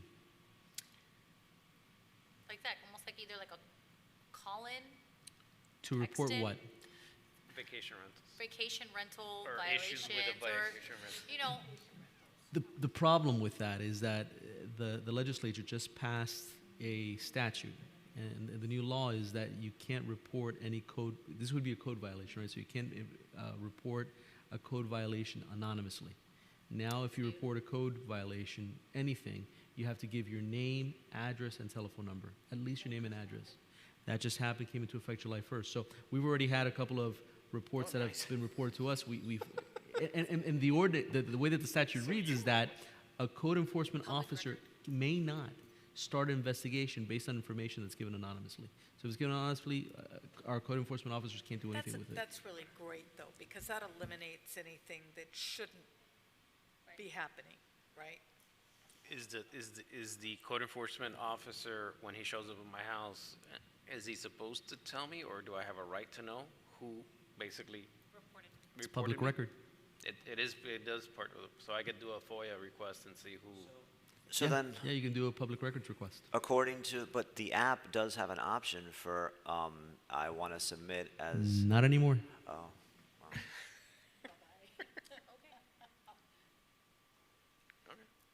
I mean, Are we good? I Did think we- the hotline Did we still vote on works, this? I mean, I think it's still good. I don't care, I'll report, but some people aren't going to report. If I can say it on the record. But I don't agree that, there's nothing we could do. If the legislation passes it, then it is what it is. Now, food for thought. One of the things that we've discussed, and I've discussed it with Ms. Alonso, is that eventually, for the hotline purposes, we may be able to figure out a way to get our police involved. And if we do see something that's maybe some kind of activity in one of these, maybe create a database or something that we can share with Repeat them. And, offender kind of thing. yeah, Until we kind of. so. Yeah, and in a way, like, if there's something, I mean, I know sometimes we get blasts of things that may happen in the community, just kind of like an alert if something like is really, noticed to the other resident. I don't want to get hung up on the hotline, because I think the non-emergency police and your code enforcement, and honestly, you also have in a lot of communities, your HOA representative, who also has been elected to field some of that, right? And/or your property management people. Right? I like the idea, though, only because it would be a database of all the property owners and that police officer. I'm just saying about the hotline component. Yeah, I just don't know internally, like, I don't even know where non-emergency, like, if they're, the idea of the hotline is really to create the database. So whether you call it a hotline or you call it a database, you call it whatever you want to call it, it's, yeah, I don't know what non-emergency, it may be up in the, I don't know where they got registered. You envision people Food for thought. being able to just provide information to the town and then be, yeah. So that we could follow up on. But that might run afoul of the statute. We have to look at that. No, I mean, but they would have to disclose where they're coming from, and there's nothing I can do. Yeah, if they disclose where they're coming from, then yes, And we if they can don't want create to that. disclose after, they're going to forget it, I want to leave my name and number, and Yeah.